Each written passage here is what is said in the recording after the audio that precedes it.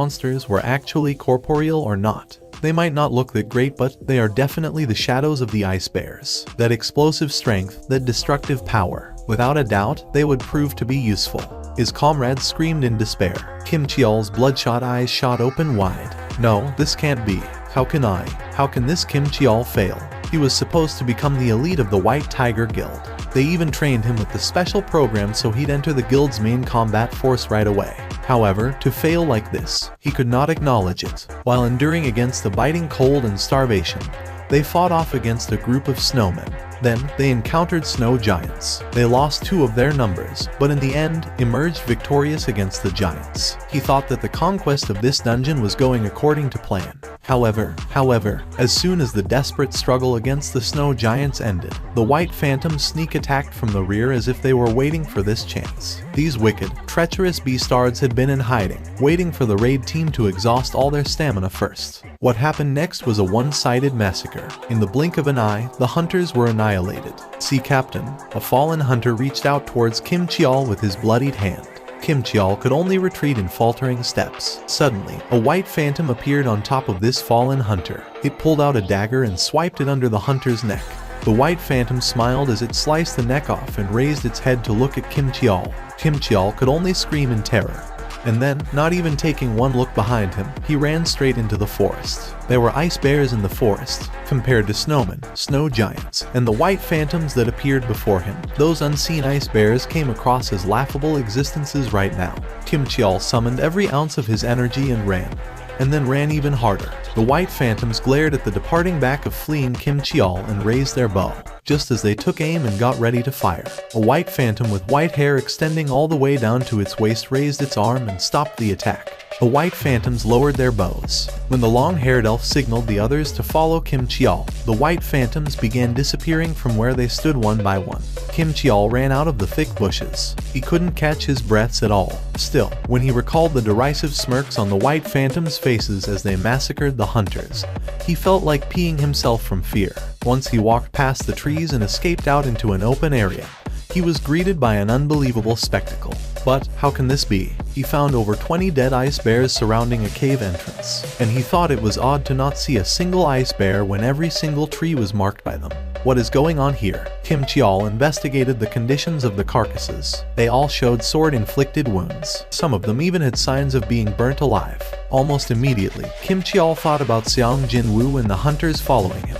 Did they do this to these ice bears? No, it couldn't be. Kim Cheol shook his head. The wounds on ice bears were inflicted with long swords. As far as he knew, none of the hunters that went into the forest used a sword.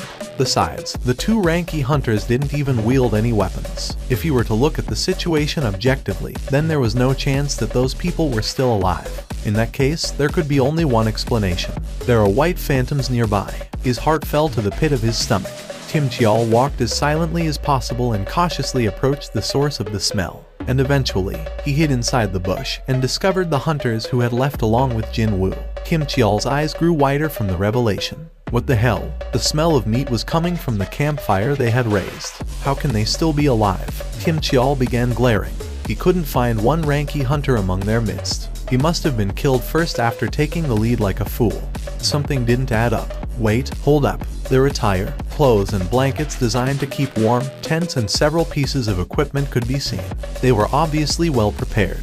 Just how can this be? Kim Cheol was getting flustered even more, but then his gaze had stopped by at a certain place. It was a piece of bread sitting next to sizzling meat, meaning these people even had food ready. His confusion immediately morphed into a rage. These beastards. Grit. Kim Cheol began gritting his teeth. They had enough supplies to ensure their continued survival, yet they wanted to hog them all for themselves. If my hands hadn't frozen up, no, if only I wasn't starving, I'd have easily dealt with those ice elves. Realizing that these beastards had snatched away the crucial supplies that should have been shared among the rest of the team, he couldn't hold back his fury anymore. Kim Cheol angrily ran out of the bush. You sons of BTChes. Park Hui-jin quickly shot up from her spot, clearly surprised. Kim Cheol, how did you get here? She found it rather difficult to lie here and say it was good to see him again, because Kim Cheol's glare was full of murderous intent. Indeed, he didn't even bother to mask his hostility. My raid team failed to conquer this dungeon because of the lack of supplies, yet how can all of you find yourselves with this much food and this type of equipment? That is, Park Hye-jin couldn't continue on. If she mentioned Jin-woo here, then Kim Cheol's rage would be directed towards the youth. To her, Jin-woo was her savior. Also, that man always looked at Jin-woo in a suspicious manner. Park Hye-jin shut her mouth immediately. That prompted Kim Cheol's eyes to open even wider in anger. Even I don't think all of you are complicit in this crime.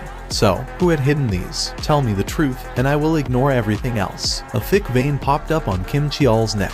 Tell me who monopolized all the gear and drove his comrades to death. His angry roar reverberated throughout the forest. Kim Cheol was planning to shed blood here if it would appease the sin of betraying his comrades. I'll count to 3. If you don't reveal who it was by then, I'll take it as the sign of all of you being complicit in this matter. Han Song-hee tugged at Park Hye-jin's sleeve. Park Hye-jin hugged Han Song-hee. Both Go Myung-hwan and Yun Kai-jun swallowed their saliva as cold sweat soaked their backs. Kim Cheol was a rank. Even if everyone present worked together, they wouldn't be able to win against him. However, none of them still mentioned Jin-woo's name. 1. Kim Cheol yanked loose his sword from the scabbard attached to his waist. 2. Even then, the lower-ranked hunters showed not one sign of opening their mouths. How dare lower-ranked hunters ignore his order? That point alone stoked the flames of Kim Cheol's anger even higher. Just what these beastards think of me as. Murderous intent burned brightly in his eyes. He'd kill that woman first. He'd kill Park Hye-jin before anyone else, the one who betrayed the raid team and left along with these lower-ranked hunters. That's right, she left the raid team because she must have been scheming something. He could only think that way. Kim Cheol stood before Park Hye-jin and spat out the last countdown. 3. Park Hye-jin squeezed her eyes shut. It was then. 4. Cow. Kim Cheol was struck super hard by something in the back of his head and kissed the ground as his entire body slid across the snowy ground for several meters. The eyes of the hunters grew wider. Team leader. Jin-woo had hit Kim Cheol so hard that steam was still rising up from his palm. Jin-woo spoke in a dumbfounded voice. How dare you speak rubbish when it was you who drove your friends to death? Jin-woo Appa. Han Song-hee displayed her happiness as tears formed in her eyes. Team leader. It wasn't as much as Han Song-hee, but still, the two male hunters' expressions also brightened up considerably. Jin-woo placed his finger on his lips and gestured them to keep quiet. The 4 people, seemingly getting ready to embrace Jin-woo at any moment now, all froze up like ice statues. Looks like Kim Cheol brought along unwanted visitors. He sensed countless presences hiding in the forest. After sensing Jin-woo's glare, the white phantoms ended their stealth and revealed themselves one by one. At a quick count, there were around 20 of them, and among them, Jin-woo's glare was fixed on a long-haired white phantom riding on horseback. That has to be the boss. An overwhelmingly mighty aura was coming from that creature, incomparably heavier than any ice bears and the white phantoms near it. If that guy wasn't the boss of this dungeon, then just who else could be? For the first time in a long while, Jin-woo's skin broke out in goosebumps. Just as Jin-woo was shivering ever so softly from its powerful aura, the boss also recognized Jin-woo's strength in one go. So, there really was one. A truly worthy being among all the human trash. What did you just say? When Jin-woo spat out a response purely out of reflex, the boss displayed an expression of pure surprise. Can you understand our language? Jin-woo was also taken aback. How is it possible to converse with this guy? Not only could he understand what a monster was saying, but he could also actually converse with it, too. A language he couldn't even remember learning before fluently rolled out of his mouth as if it was his mother tongue. Is this because of the system? Like an automatic translation feature, Jin-woo shifted his gaze back to the boss. The boss returned the gaze with great interest. To be able to converse. Very good. There is someone I wanted to introduce to you. The boss pointed at one of the white phantoms standing behind it. I'm sure you're familiar with him already. Jin-woo's glare sharpened instantly. Indeed, he recognized that particular white phantom. That guy was none other than the beastard that fired an arrow at Han Song-hee before breaking out in a mocking grin. How could he forget that arrogant beastard's face? That exact same smile was still etched on the monster's face. This friend informed me of a truly strong being among the humans. And this friend wishes to challenge you to a duel, so how ab? Even before the boss finished his words, the night killer Jin-woo flew in a straight line. Stab. The white phantom collapsed on the ground. Anything else you want to say? The boss spoke up in admiration. You are indeed very strong. Then, it climbed off the horse. However, as if it wasn't planning to fight yet, it didn't draw its weapons nor showed any willingness to engage in battles. So, I shall make a simple suggestion. A suggestion? That's right. It won't be such a bad suggestion for yourself. Jinwoo was inwardly surprised. It was a well-known fact that humanoid-type monsters possessed intelligence, but he never expected to see a monster trying to negotiate with a human. I'll hear it. The boss smiled as if it had expected that answer and opened its mouth. Before that, I want to ask you something. Why are you among these humans when you're not one of them? Jinwoo's expression crumpled deeply. What nonsense are you talking about? It seems that you have no idea. The boss guffawed out loudly, before pointing to its temple. Every one of us can hear a certain voice repeating itself in our heads. It tells us to kill humans. However, I can't hear that voice when I'm looking at you. That's what this guy meant. In that case, Jinwoo could think of a reason for that. When the boss says humans, it's probably talking about hunters. The thing was, he had changed to this strange something called player through the system. During his ordeal in the underground temple, technically speaking, he was slightly different from other hunters, meaning other awakened human beings. That's why that guy thinks I'm not a human. That made perfect sense. The boss nodded its head. There is no need for us to fight each other, and our side does not wish to see needless casualties as well. The boss finally got to the main topic. Hand over the humans behind you. Then, we will guarantee your life. How does my suggestion sound to you? Before he answered, Jinwoo asked back. I want to ask you something, too. Fine, go ahead. Just who are you? Where did you come from? And why do you wish to kill humans? It happened then. The smiling face of the boss suddenly froze stiff. But that odd state lasted only for a brief moment. The boss regained its original expression and continued on. There is no need for us to fight each other, and our side does not wish to see needless casualties as well. What the hell was that? Jinwoo frowned deeply. The boss repeated itself like an NPC from a game that was asked a question that was not in the script, or one that it was not permitted to answer.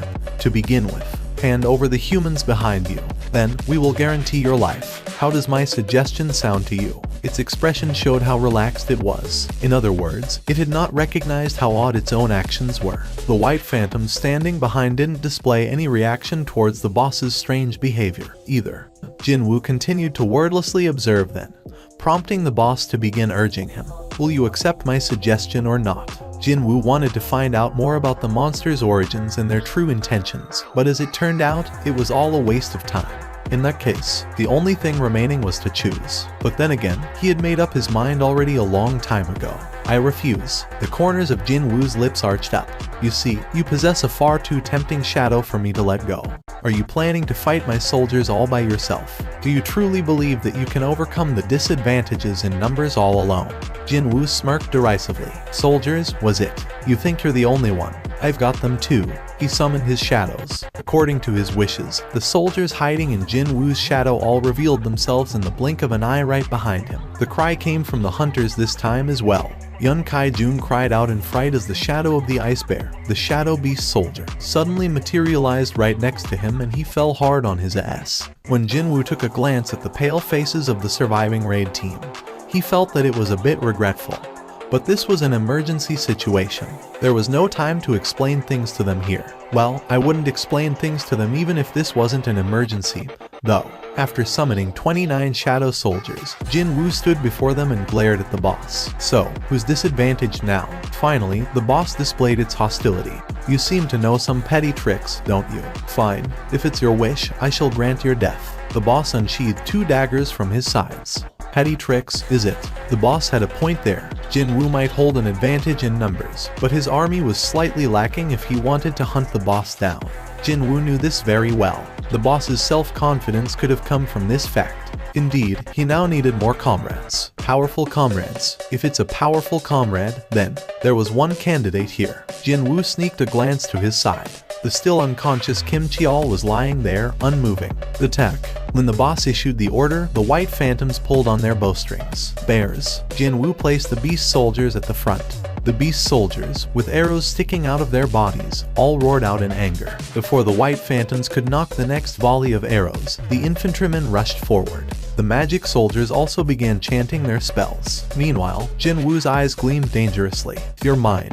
Jinwoo deliberately pushed Kim Cheol's longsword towards its owner with his heel, before pouncing forward himself as well. His sight was fixed solely on the boss of the White Phantoms. The boss too was waiting for Jin Woo's arrival. Soon, sparks endlessly flew as the 4 daggers wielded by 2 creatures clashed in midair. At the same time, the Shadow Soldiers and White Phantoms also slammed into each other as well. Do Myung Hwan looked at Park Hui Jin next to him. So, shouldn't we lend assistance here? Park Hui Jin shook her head. This isn't a fight where we can butt in, you know. This was a battle where huge black monsters were swinging their giant claws. The destroyed black soldiers were regenerating to their original state in the blink of an eye, and the gleaming blades and the arrows fired from the upper rank monsters, White Phantoms, were chaotically flying around in the snowy field. So, what can a rank B or C do in this place? Indeed, the only thing they were permitted to do here was to pray. Jin Woo gasped out, as expected of a boss from the high-ranking dungeon. The fight looked to be even from the side, but Jin Woo was getting cut and sliced constantly all over his body. Would he be able to last 3 minutes at this rate? His MP was also rapidly depleting away as his soldiers constantly regenerated.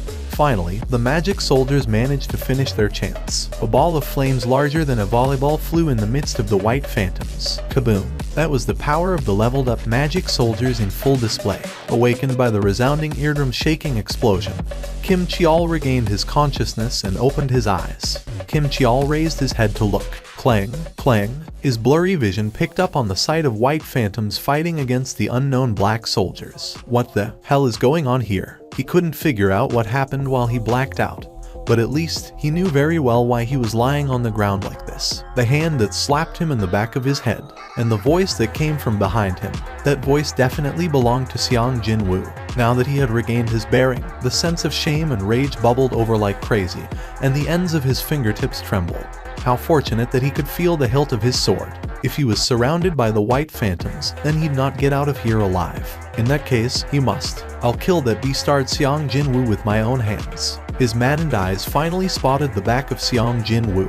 There he was. He was too busy fighting a White Phantom and wasn't paying any attention to his rear. This was his chance. Kim Cheol stood up right away. After sensing Kim Cheol running towards him, Jin Woo laughed out inwardly in elation. Right, if it's you. Kim Cheol ran with all his might and after taking aim at Jin Woo's neck, swung the sword hard. Die. In front, the boss. From behind, Kim Cheol. Even though he was stuck in a seemingly dangerous situation, Jin Woo still managed to shout out, "Ygritte," as if he'd been waiting for that call. Ygritte jumped out from his shadow immediately and easily deflected Kim Cheol's sword. Clang. No. Kim Cheol's bloodshot eyes opened wider. However, even before he could say anything, Ygritte's sword pierced deeply into his chest. Stab. The blade ran straight through his chest and emerged from his back. I knew Kim Cheol would act this way. This fool was someone who didn't think about anything in depth, and only acted according to his emotions. They had been together only for a short while, but that was enough for Jin Woo to figure this guy out. Kim Cheol glared at Jin Woo, and with that, Kim Cheol breathed his last. As Ygritte stepped up to delay the boss, Jin Woo issued an order to the shadow of the dead Kim Cheol. Rise up. When that happened, accompanied by a heavy, somber cry, a huge hand emerged from the shadow. The Black Knight that emerged from Kim Cheol's shadow was far bigger and sturdier than the original version, and it even carried a huge war hammer in one hand as well. The other hand held a shield as tall as a grown man, and the overall impression this guy gave off was truly oppressive and threatening. Kim Cheol was a muscular man, but this shadow is just too over the top. Even though it was an urgent situation, Jin Woo couldn't help but leak out a gasp of admiration. Ah, right, the name. Jin Woo sneaked a glance to his side, perhaps finding the battle quite tough. Ygritte was having a hard time right now, being pushed around by the boss. Currently, he was barely buying enough time by relying on his cheat-like regenerative ability. Slice. Ygritte's arm was sliced off, then. I don't have much time to waste here. A name was it. Should he go with whatever? Baby, Kim Cheol. Jin Woo immediately shook his head. To call an undead with a name it used while it was still alive. That just didn't sit well with him, right? His name was Kim Cheol. Cheol, so iron, it is. The name had been decided. As soon as Jin Woo thought of that name, it was bestowed on the newly birthed Shadow Knight. Jin Woo pointed to the boss. Iron. Iron leaned back and roared out loudly. What was that? Several messages popped up in his view. An aggro skill. Kim Cheol was actually a rank tanker, so, quite obviously, he possessed a high-level aggro skill, and the Shadow Knight extracted from his shadow, Iron, had retained that skill in full and was able to use it no problem. The head of the boss swiveled towards Iron. Although it could have chosen to finish Ygritte off right in front of its eyes, the boss simply pounced on Iron as if it had been hypnotized by a ghost or some such. The boss was still preoccupied with Iron, and seizing this chance, Jinwoo and Ygritte's combined assault began on the boss. Park Hye-jin became utterly speechless as the unbelievable spectacle unfolded right before her eyes. What she was seeing right now proved to be too unrealistic, too outlandish. From her side, Han Song-yi asked her with a timid voice, "Do all fights of hunters look like that?" She must have been frightened silly, because Han Song-yi's voice was trembling noticeably. Park Hye-jin replied to her, sounding helpless as well. "If that were the case, then I'd never have earned my license, you know." Go Myung-hwan asked next, looking utterly dazed out of his mind. "Could it be that we are dreaming right now?" Park Hye-jin looked back at the battlefield where the monsters and the black somethings were having a chaotic throwdown, and spat out a long sigh. The poison fang of Kasaka stabbed into the boss's shoulder. With the increased levels of the enemies he'd been facing lately, the additional effects of the poison fang of Kasaka failed to activate properly more often than not. Still, inflicting injuries was a good thing in a fight. Nice. The boss's agile movements were being hampered gradually due to the increasing number of wounds being inflicted on its body. The smile had disappeared from the boss's face a long time ago. The boss had been dodging the combined attacks of Jinwoo, Ygritte and Iron rather freely until then. But now, it was quite obviously running out of breath. Just a little bit more. Iron suddenly bear-hugged the boss. Now, when Jinwoo gave the signal, Ygritte rapidly retreated. Jinwoo too quickly stepped back. The boss's eyes widened in confusion. "What are you trying?" Before he could finish, the magic soldiers completed the explosion spells and they rained down on Iron's position. For the first time ever, the boss spat out a sharp cry of pain. The beastard twisted its body around, and Iron's arms fell off. Grit. The boss's enraged, murderous eyes were now firmly fixed on Jinwoo. Seeing this, Jinwoo could only feel admiration towards the boss once more. Even with such a heavy wound, it can still exhibit that much strength, as expected of a high-level dungeons boss. Unfortunately for it, the scale had tilted away from it some time ago. Jinwoo used stealth and dash skills to close the distance to the boss, and stabbed the poison fang of Kasaka deeply into the beastard's waist. The boss's eyes widened considerably. However, the boss still managed to grab Jinwoo's wrist even in the midst of all this. It was not that hard to see the boss's desire to not go down without a fight from its crazed eyes. Just as the boss raised its dagger above its head to stab at Jinwoo, Jinwoo simply smirked. At the same time, a huge warhammer slammed into the head of the boss. Slam! The boss's face crashed into the snowy ground. Behind the boss, Iron was raising his hammer up high again.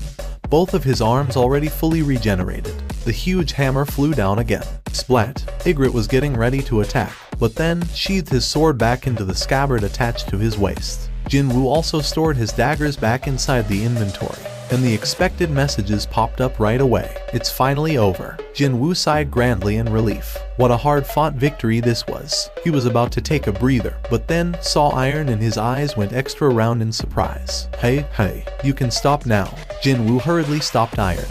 He was about to smash down with his hammer again, but finally stayed his hands. Perhaps it resembled the original too much, because the guy turned out to be a bit simple in the head like the original. Meanwhile, the boss's corpse had been pummeled into a meat paste already. However, its shadow isn't affected, so it's fine. Jinwoo smirked deeply. Finally, the reward for this incredibly hard battle, the one he'd been salivating over, was right by his feet, waiting to be taken. Jinwoo issued his order. "Rise up." It was now 3 a.m.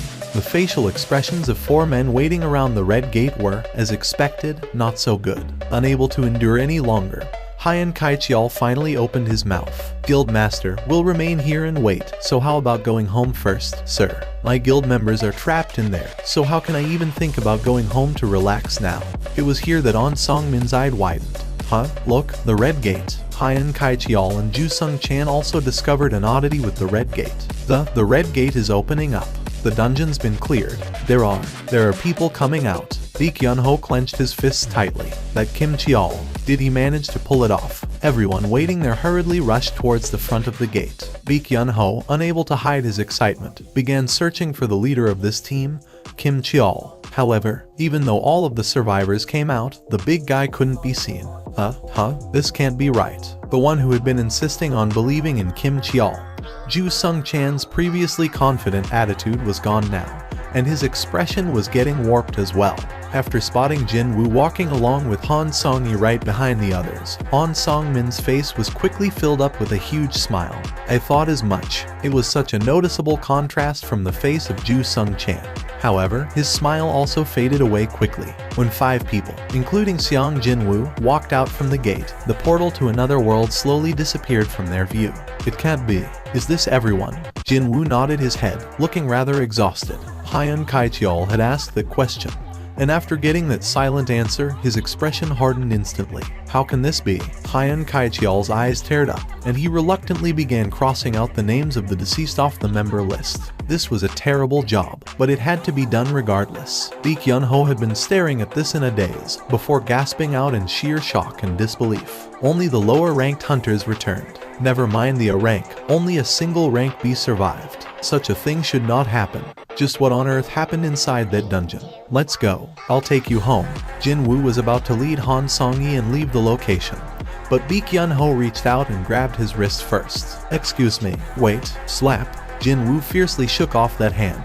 Baek Yun-ho's eyes sharpened immediately. We need to talk for a second here. Jin Woo turned around. I'm too tired. If you have questions, you should ask your own guild members. Baek Yun-ho couldn't hold back and revealed his identity. I'm Baek Yun-ho, the guild master of the White Tiger. Jin Woo's eyes remained cold, however. So what? Being on the receiving end of Jin Woo's cold response, Baek Yun-ho's eyes suddenly transformed to that of a monster's. No, they completely resembled a beast now, instead.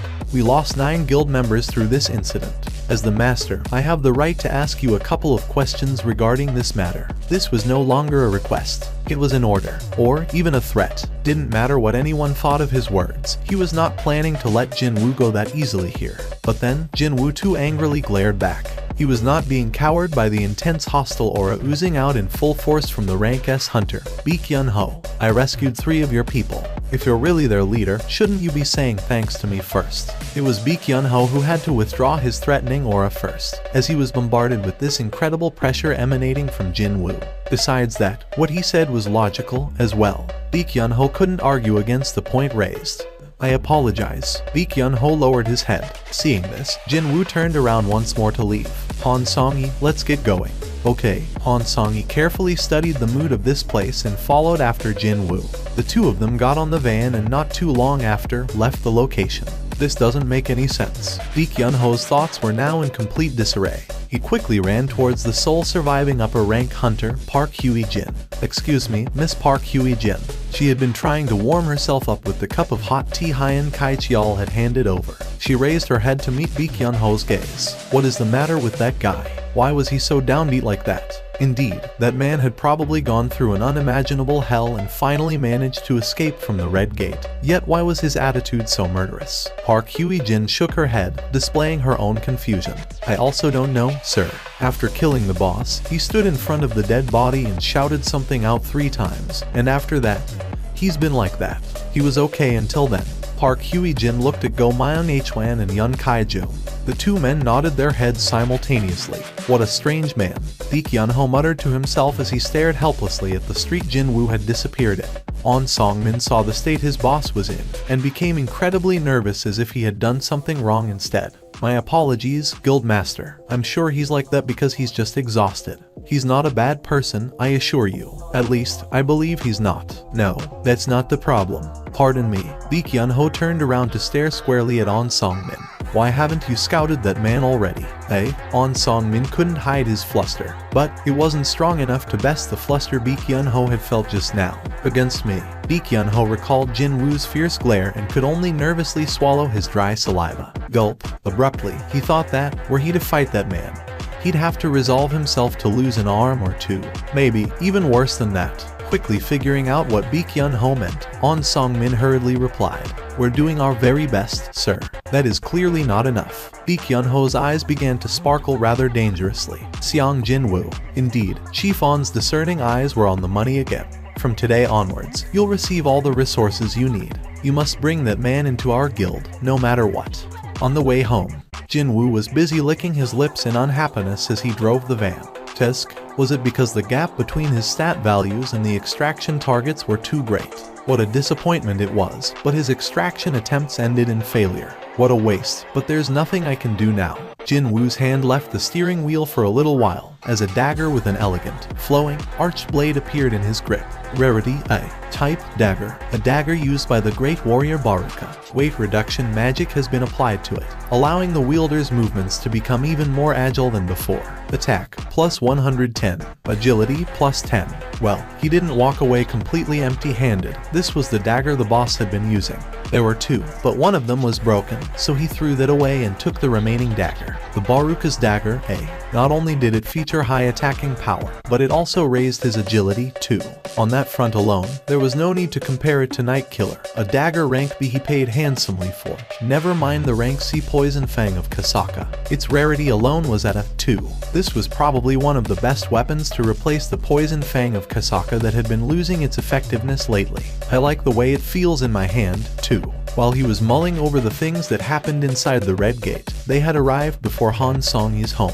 Screech. She had been sitting in the passenger seat without saying a word, as if she wasn't even there in the first place. As soon as the van came to a stop, she climbed out of the seat and bowed her head. Drive safely. I will. Good night. Han Song-yi turned around to leave. Seeing her slumped shoulders and powerless gait, it seemed that the original goal of this trip had been met, one way or the other. Well, although things did get a lot complicated, I was trying to change her mind anyway. It was rather likely that she wouldn't try to become a hunter in the future. It'd be the same story for anybody if their first dungeon experience just so happened to be a Red Gate.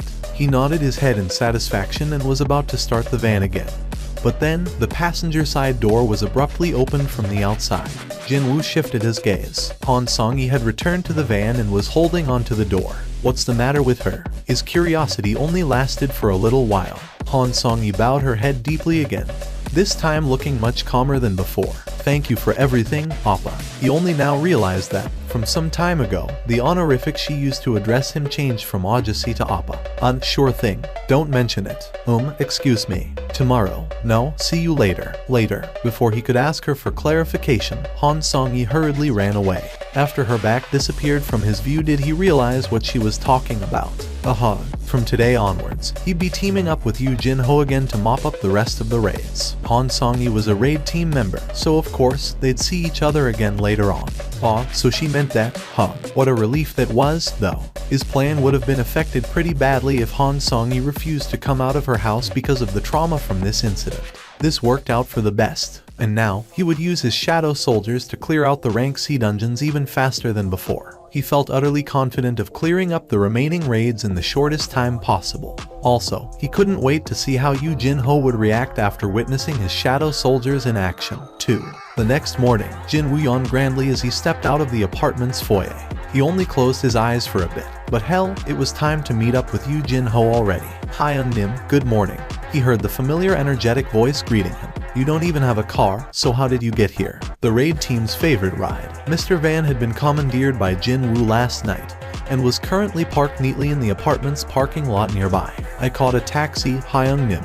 A taxi, and here he was, thinking of going to fetch the kid instead. Oh no, it's fine, Hyung Nim. I'm the one asking for your help, so it's only right that I'm the one driving you around, at least. Yu Jin-ho grinned happily and replied, Hyung Nim, let's get going. Hold on. Jin Woo pulled out his phone and dialed someone. There's someone we should take along, as well. Excuse me. Who? Hey, Song-yi. It's me. Meet us at the parking lot. We'll go to the gate together. Song-yi. Could it be that Song-yi? As soon as Jin Woo ended the call, Yu Jin-ho asked him, Hyung Nim, the person you want to take with us, is she that high schooler in our team?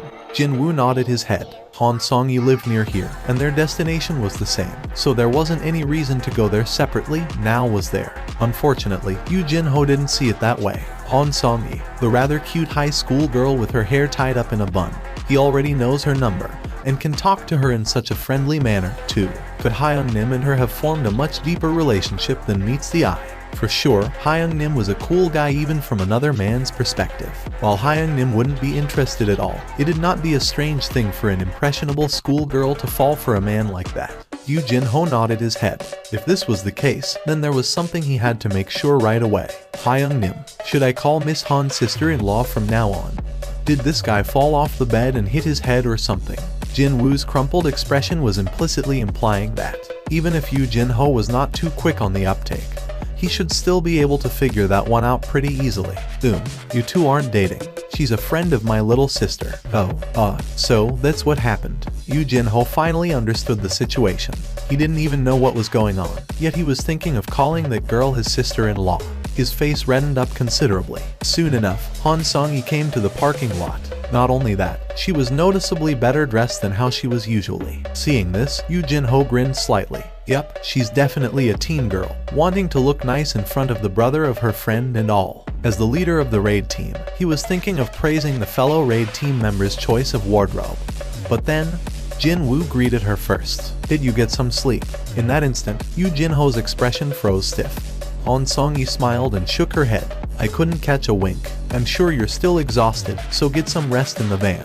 Listening to the two young people's conversation, the thought process of Yu Jinho became more and more messed up.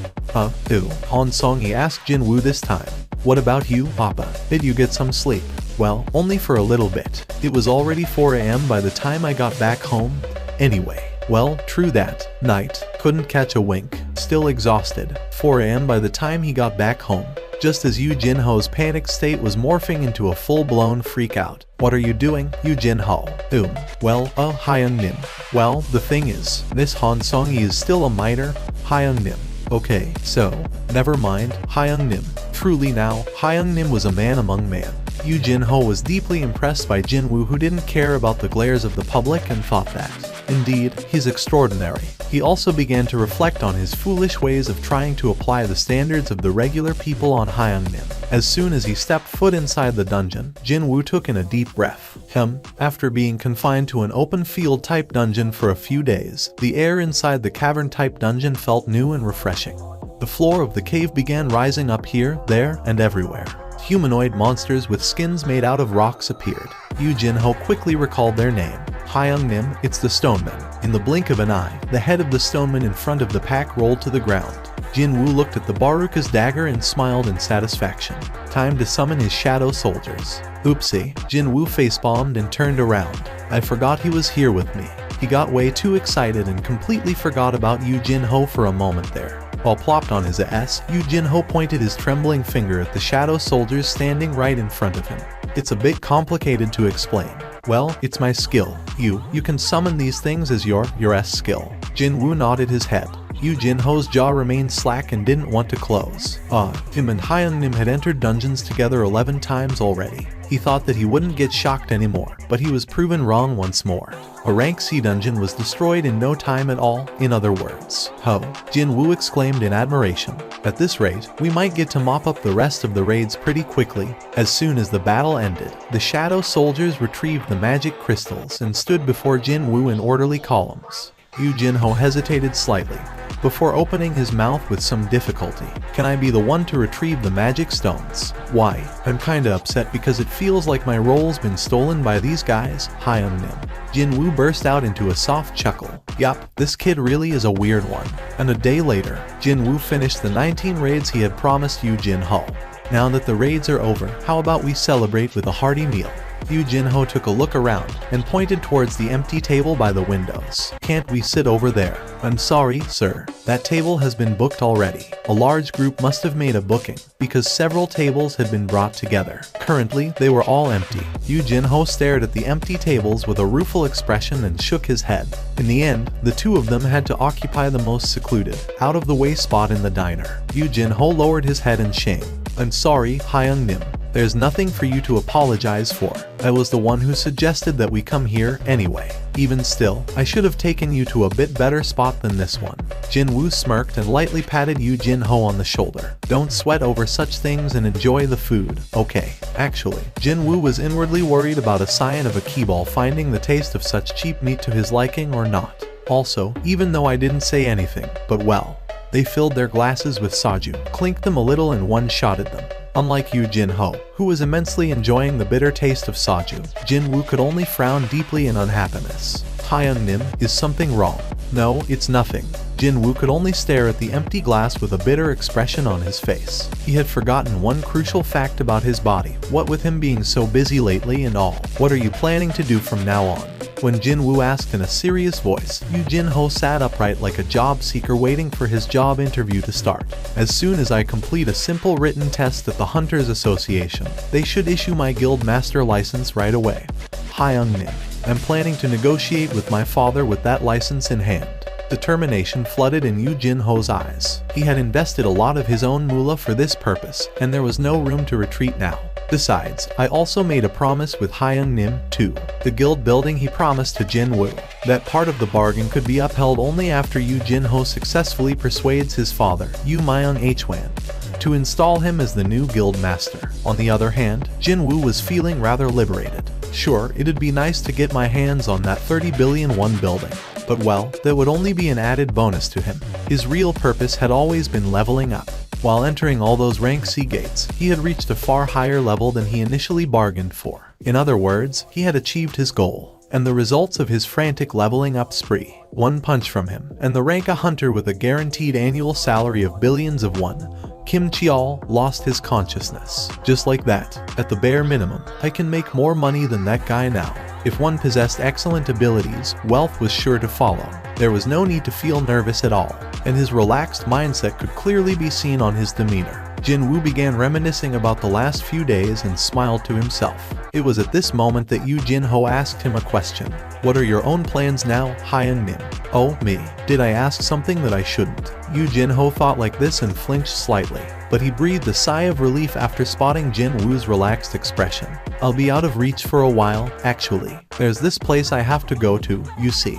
That one sentence caused Yu Jin-ho's face to harden visibly. After forming an expression of an abandoned puppy, Yu Jin-ho emptied the soju glass in one go. Tap. He then placed the empty glass on the table, filling it up back to the brim. After knocking back another glass, he began to open his mouth with some difficulty. Hyung-nim, please tell me straight if I've been bothering you. If that's been the case, I shall make sure never to bother you again in the future. This idiot. The moment Jin Woo said that he'd be out of reach, this idiot must have misunderstood his words again.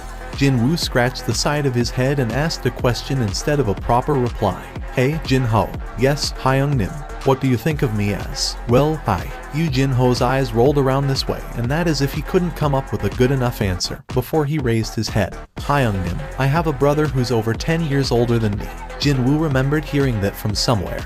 My brother doesn't really like me, so I think the time I spent with him is far shorter than what I've spent with you, Hyung-nim. Compared to him, you have saved my life, helped me out with my dream, and... Yu Jin-ho stared straight at Jin Woo. To me, you're more like my real brother than him, Hyung-nim. He was still a bit scared of Jin Woo, though. Still, he'd never, ever forget these past few days following around Jin Woo for the rest of his life. Indeed, his respect was far greater than fear of Jin Woo at this point. If you see me as your brother, then... Jin Woo smiled deeply. I'll think of you as my younger brother as well. The tip of Yu Jin-ho's nose reddened and he began to get teary-eyed all of a sudden. If that was all, it'd have been fine. But then, he tried to get closer to Jin Woo out of nowhere. Hyung-nim, I want to give you a big hug. It's fine, right? Hey, you're drunk, dude. Stop it. No, that's not true. Hyung-nim, I've never been this clear-minded in my life before. Hyung-nim, say that with your eyes open, will ya? Soon enough, Yu Jin-ho fell asleep and the table had quietened down now. What a helpless kid. Jin Woo leaned back on his seat and lightly clicked his tongue. A TV mounted on the wall of the diner was showing a news bulletin. Is it 9 in the evening already? He thought like that and stared at the screen, only to spot someone rather familiar appearing there. Is it true that there was a huge incident during the training of your new recruits? Is it also true that only the lower-ranked hunters returned alive while all the higher-ranked ones had perished? What do you think about the rumor of a mystery person allegedly aiding the survivors during this incident? Lee Kyun-ho was doing his best to ignore the reporters, but in the end, he had no choice but to respond. This incident has been investigated by the association already. It was true that there was an incident, but there was no mystery helper at the scene. No, the White Tiger Guild's proud hunters combined their powers and managed to clear the upper rank dungeon, and many hunters lost their lives or got injured during the process. That is all. Another reporter quickly fired in a follow-up question. If that's the case, why are you forbidding us from interviewing the survivors? Those folks managed to avoid death's doorstep by a hair's breadth. So, why do you wish to speak to those people regarding this deeply traumatic event? That's as far as I'm prepared to answer you people. Lee Kyun-ho made a quick getaway from there after climbing into a car.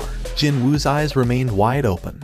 A little while ago, somewhere in the eastern United States of America, a shrill scream exploded out inside a certain dungeon. A hunter named James plopped down on his butt. His legs had lost all strength and he could only crawl on the floor to run away. But when he realized that he only managed to corner himself against a wall, despair quickly dyed his expression. Oh dear God. The rank for this dungeon was estimated to be A, and in order to clear this gate, suitable hunters were recruited to form a raid team.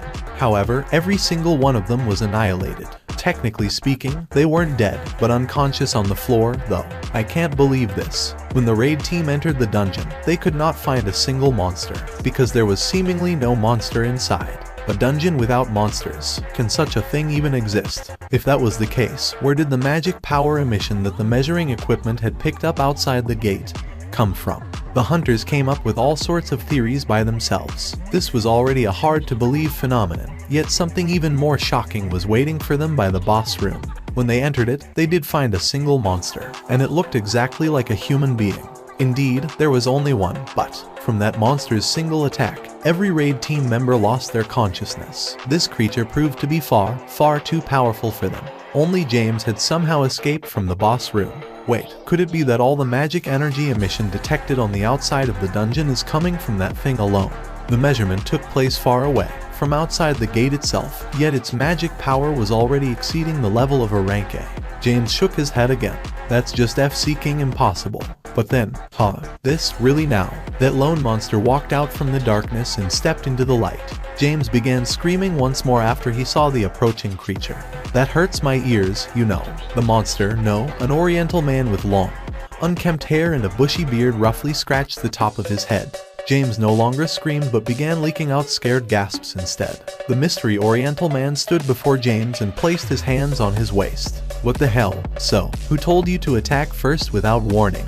I told you that I'm not a monster, but a human being. I'm a human. Unfortunately, James could not understand a single word of this strange language. Naturally, his complexion progressively worsened. The Oriental man stared at the terrified American hunter with a troubled expression on his face. Eventually, he spat out a long, long sigh. Dang it, what a pain, trying to talk to these big-nosed foreigners. In any case, he tried to initiate another conversation one more time.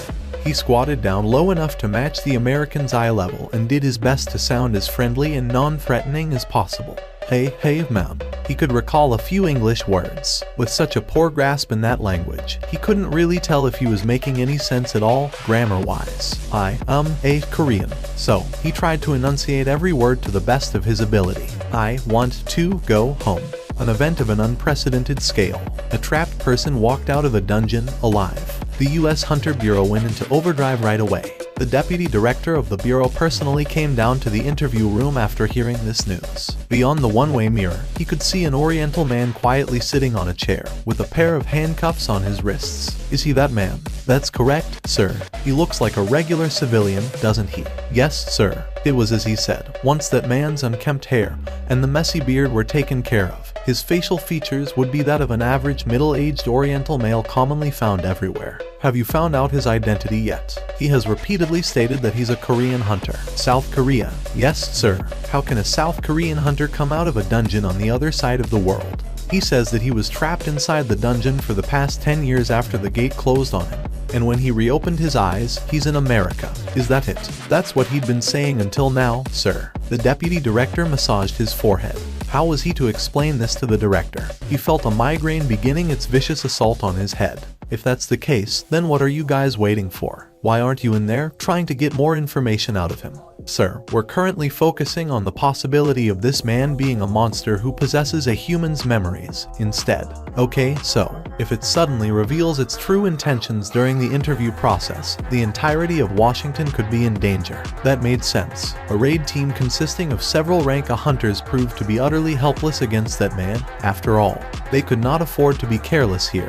There is a rank S hunter who can converse in Korean residing nearby. The deputy director's expression brightened. He was none other than the deputy director of the Hunter Bureau. He had memorized back to front the list of all rank S hunters living in the States already. Mr. H. Wang. Is he coming here? Yes, sir. One of the main hunters of the Scavenger Guild, H. Wang Dong-soo. If he were to make a report to the higher-ups, he at least needed to know the subject's name. What was the name of that man? It was a difficult to pronounce name. that's for sure. The section chief confirmed it on the report submitted to him by one of his underlings and spoke up.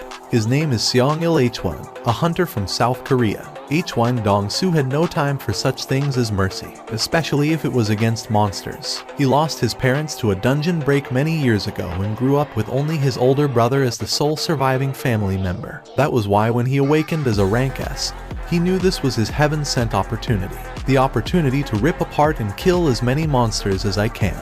Perhaps that was the reason why the glare of H1 Dong-soo as he entered the interview room was icier than usual. A man who came out from a dungeon. Even the magic energy wavelength this man emitted apparently had a similar pattern to that of a monster. If a monster is pretending to be a human, then he'd kill this abominable creature right here, right now. His glare met the man's gaze. They silently exchanged their gazes. H1 Dong-soo put the file with this man's information down on the table. It'll be better for you to cooperate with me. One word from me will determine how others will see you, a human or a monster. Got that? Understood. Before he got started, though, a deeply personal question floated up in H1 Dong-soo's head. His older brother who died inside the dungeon. Was there any possibility that H1 Dong-seok could return alive? He wanted to know about that first. Is there any chance of other hunters returning from a dungeon? Just as you have. The man shook his head. H1 Dong-soo's brows quivered just then.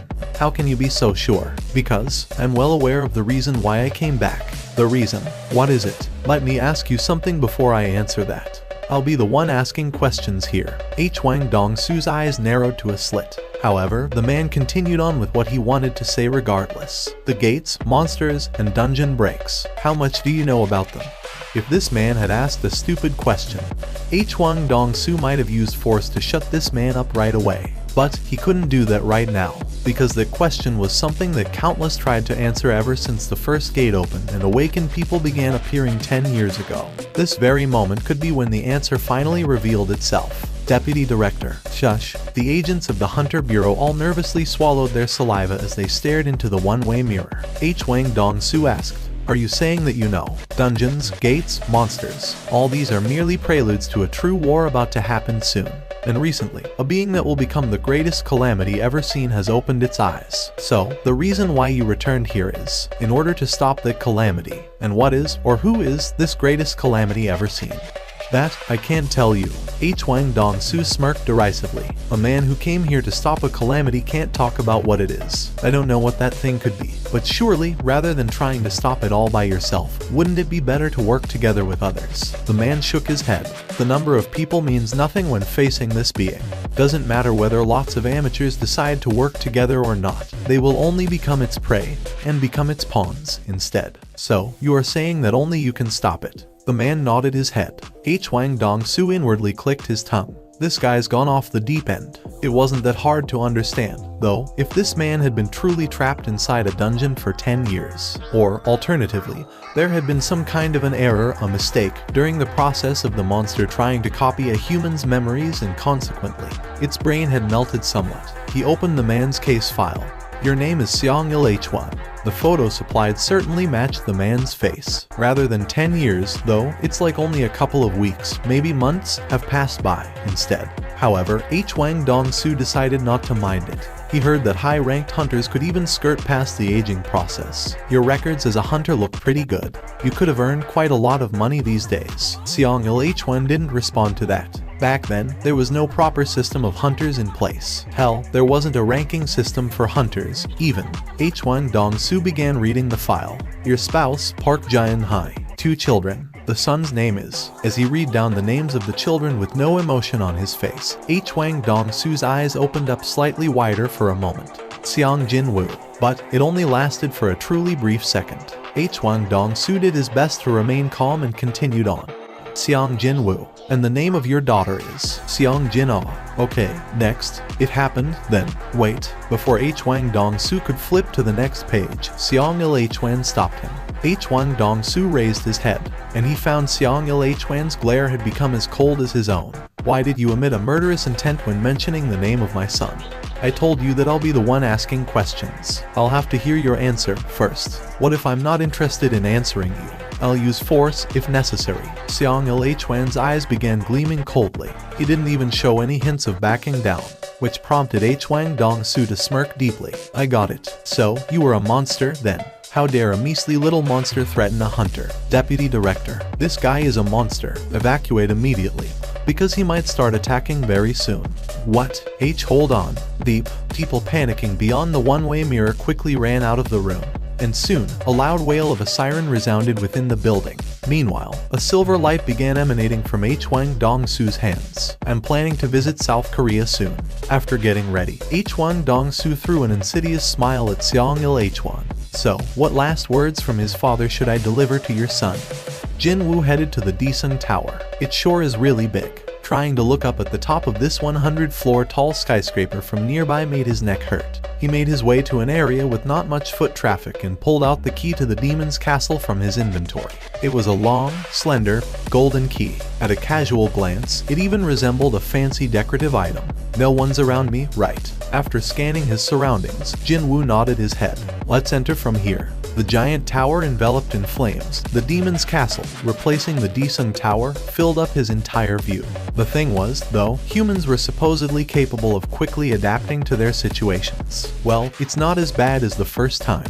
For sure, he didn't feel as nervous as the first time he saw the demon's castle. No, maybe, it's because I have leveled up sufficiently enough. Jin Woo stored the key to the demon's castle in his inventory, and summoned an ash-colored key instead. Rarity A. Type key. The key to unlock the gates of the demon's castle can be acquired only after killing the gatekeeper. It was the key he got after killing the gatekeeper, the Cerberus. Back then, he didn't even dare to use it after getting almost bitten to death by the Cerberus, but now, he could use it. Slam. Jin Woo was flustered next. He had had his perception expanded to the max, yet he couldn't sense a single presence of monsters from beyond the castle gates. There are no monsters. Jin Woo had been worried about precisely the opposite situation happening to him. He had even thought about going through a special training by deliberately entering the penalty zone to fight against those desert centipedes or whatever, in case monsters crazily rushed out as soon as the castle gate opened up. But what the hell? What the hell was the meaning of this? All his efforts so far seemed to be in vain. The interior was utterly devoid of any life. A new quest, is it? It wasn't a daily quest. Well, it'd be strange if it was, since Jin Woo made sure to complete the daily quest and pocketed the rewards before coming here. Demons are everywhere within the demon's castle. Kill the demons and collect their souls to receive special rewards. One soul can be collected from a single demon. But on higher floors, there are demons with multiple souls. Quest generation condition. Entry into the demon's castle. Quest clear condition.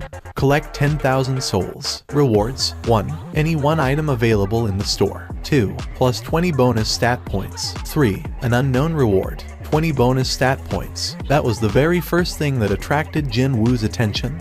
The stat points. I can raise my intelligence by 20 points. A smile instinctively formed on his face. He'd been feeling his lack of MP for quite some time now. I need lots of mana if the shadow soldiers need to regenerate. Gulp. He was salivating already. Not only that, can I really choose anything? Jin Woo recalled those ultra-expensive items he saw in the store's menu. I definitely saw. There were some S-rarity items that cost billions, hell, even tens of billions there. Well, those billions weren't the real-world currency but gold that only existed within the system, though. Still, just how amazing was this? The night killer he'd been using so nicely until now cost only 3 million gold. A 3 million B rarity item already possesses this high quality and attack power, so just what will those costing billions be like? His curiosity had been stoked for sure. Never mind the mystery third reward. Just from looking at those 2 rewards alone, he knew right away that he couldn't let this quest slip through his fingers. Inside of the castle was a ruined city. Quite unexpectedly, it was a field-type dungeon. What is this place? Is this Seoul? If everyone in Seoul died and 100 years had passed by, would the city look like this? I never expected it to be a field-type dungeon, though. Not only that, a dungeon created to look like the metropolis of Seoul. This was the kind of scale that utterly disallowed any comparison to other instant dungeons that were based around a special location such as subway stations or department stores. Jin Woo's eyes narrowed to a slit. So, where should I go now? Where should be his destination? Monsters with smallish physical sizes began creeping out from the gaps of ruined buildings, one by one. Jin Woo immediately recognized what they were from the dark red name floating above their heads. They looked like. These creatures reminded him of gargoyles, but without wings. Seeing them, the corners of Jin Woo's lips arched up.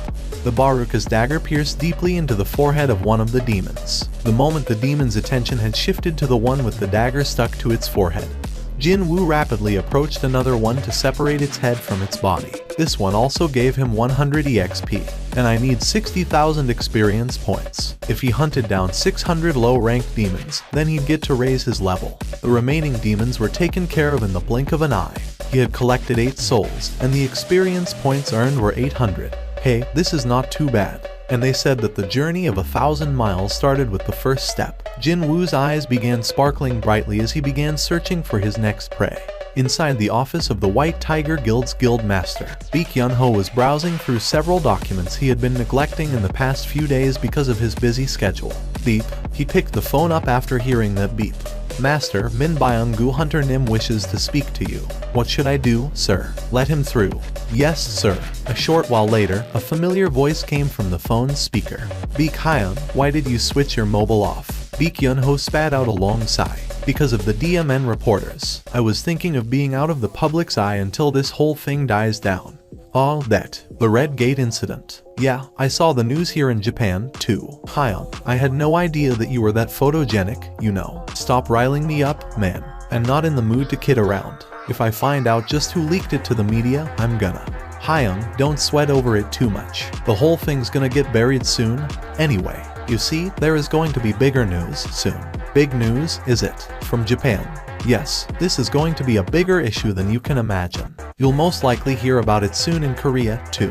What happened? About a week ago, the Japanese Hunters Association secretly contacted several of Korea's large guilds. They said that they needed advice from the Korean hunters. And so, 2 days after that, a few of Korea's elite hunters traveled to Japan. The hunter Min Byung-gu was one of them. Baek Yunho had been curious about that matter for a while now. Stop building up the suspense and tell me what happened already. This was the first time the Japs have asked for advice from us. What made them do that? What did those prideful beastards want? Baek Hyun, I'm sure you still remember the ants of Jeju Island. Yes, 4 years ago, a rank S gate opened up on the island of Jeju. Ants came out of there. There had been 3 separate subjugation operations since then, and all of them ended in failure. In the end, the Korean government gave up on the island, and it was now a barren land ruled by monsters. How could I forget? I nearly died back then. Well, looks like there's been some kind of a mutation. A mutation, is it? But what does it matter to us? Aren't they just going to fight among themselves while being confined to that island? Well, the thing is, the voice coming from the phone sounded rather troubled. The Japs found a corpse of a winged ant on the coast of Japan, actually. For the next 2 hours, he madly hunted down every low-ranked demon he could find. Afterwards, Jinwoo confirmed the number of souls he managed to collect. He had now completed about 3% of the quest. If he could continue hunting at this speed, then according to his calculations, he could level up in another 2 hours. His current level was 61. In the past, he needed experience points from 9 rank C dungeons in order to level up from 60 to 61. And the time spent was around 2 days, too. But here, he could already think about leveling up only after 4 hours. This is crazy. A bright smile formed on Jinwoo's face as he collected the loot. Their horns come out almost all the time, don't they? Rarity, none. Type, miscellaneous. 2 horns attached to the head of a low-ranked demon. Demons' horns are used as base ingredients for high-grade magic spells and therefore can be sold at a high price. What's this? Rarity. Type, a permit allowing you to enter the 2nd floor of the demon's castle. Can only be used on the 1st floor transfer magic circle. It was a document scroll, tightly rolled up. An entry permit. When he unfurled it and took a look, he found all sorts of undecipherable drawings and letters adorning its surface. In the end, the only thing that helped him understand its purpose was the item explanation. Jinwoo's wandering gaze stopped at the pillar of light piercing the sky. Well, that has to be it. Getting there was his initial goal. But his attention got robbed by the hunting of the low-ranked demons, and before he knew it, he had moved further away from his destination than before. Should I head there now? He thought that this might be a good time to think about heading there. Also, he had hunted down all of the low-ranked demons nearby, too. Jinwoo grinned brightly. Summon. The shadow soldiers stored inside his shadows via the shadow storage skill didn't require any chanting or whatever to summon them, unlike when he was trying to extract shadows. In front of Jinwoo, the giant beast soldier extracted from the leader of the Ice Bear pack appeared silently. Growl. and it was a giant monsterish bear standing on its hind legs. It was as large as a house, but to Jinwoo, it was not much different from a mild-mannered lovable puppy. "Get down," growl. When the shadow beast soldier laid down on the ground, Jinwoo lightly jumped on top of its back. "Giddy up." As soon as Jinwoo lightly tapped the side of the beast with his leg, the shadow creature rushed towards the pillar of light with a frightening turn of speed. Thud, thud, thud, thud. The massive creature also possessed incredible agility as well, and before long, the distance between him and the destination rapidly closed up. Of course, they still encountered obstructions every now and then. Roar. One thunderous swipe from the beast soldier, and the situation normalized right away. "Ho-oh." Jinwoo formed a deeply impressed expression. "I only decided to ride it for fun. But isn't this actually pretty cool?" Thinking that he should utilize this means of transportation often from now on, he even named his new ride right there. And then, "From now on, your name shall be Tank. How many floors are there?" Of course, there was no reply. "Fine, let's go up, then." Jinwoo spoke up. "Second floor." Jinwoo summoned the scroll as per the instruction. As soon as it appeared, it dissolved into the light. So that's how it works. As it turned out, this whole thing was just an elevator. The moment he realized what this pillar of light actually was, Jinwoo was immediately transferred to the second floor, along with the blinding explosion of light. Second floor, third, fourth, and eventually the 27th floor. That was the result of grinding for 2 days straight. He told Jin-ah, his little sister, that he'd be on a week-long trip.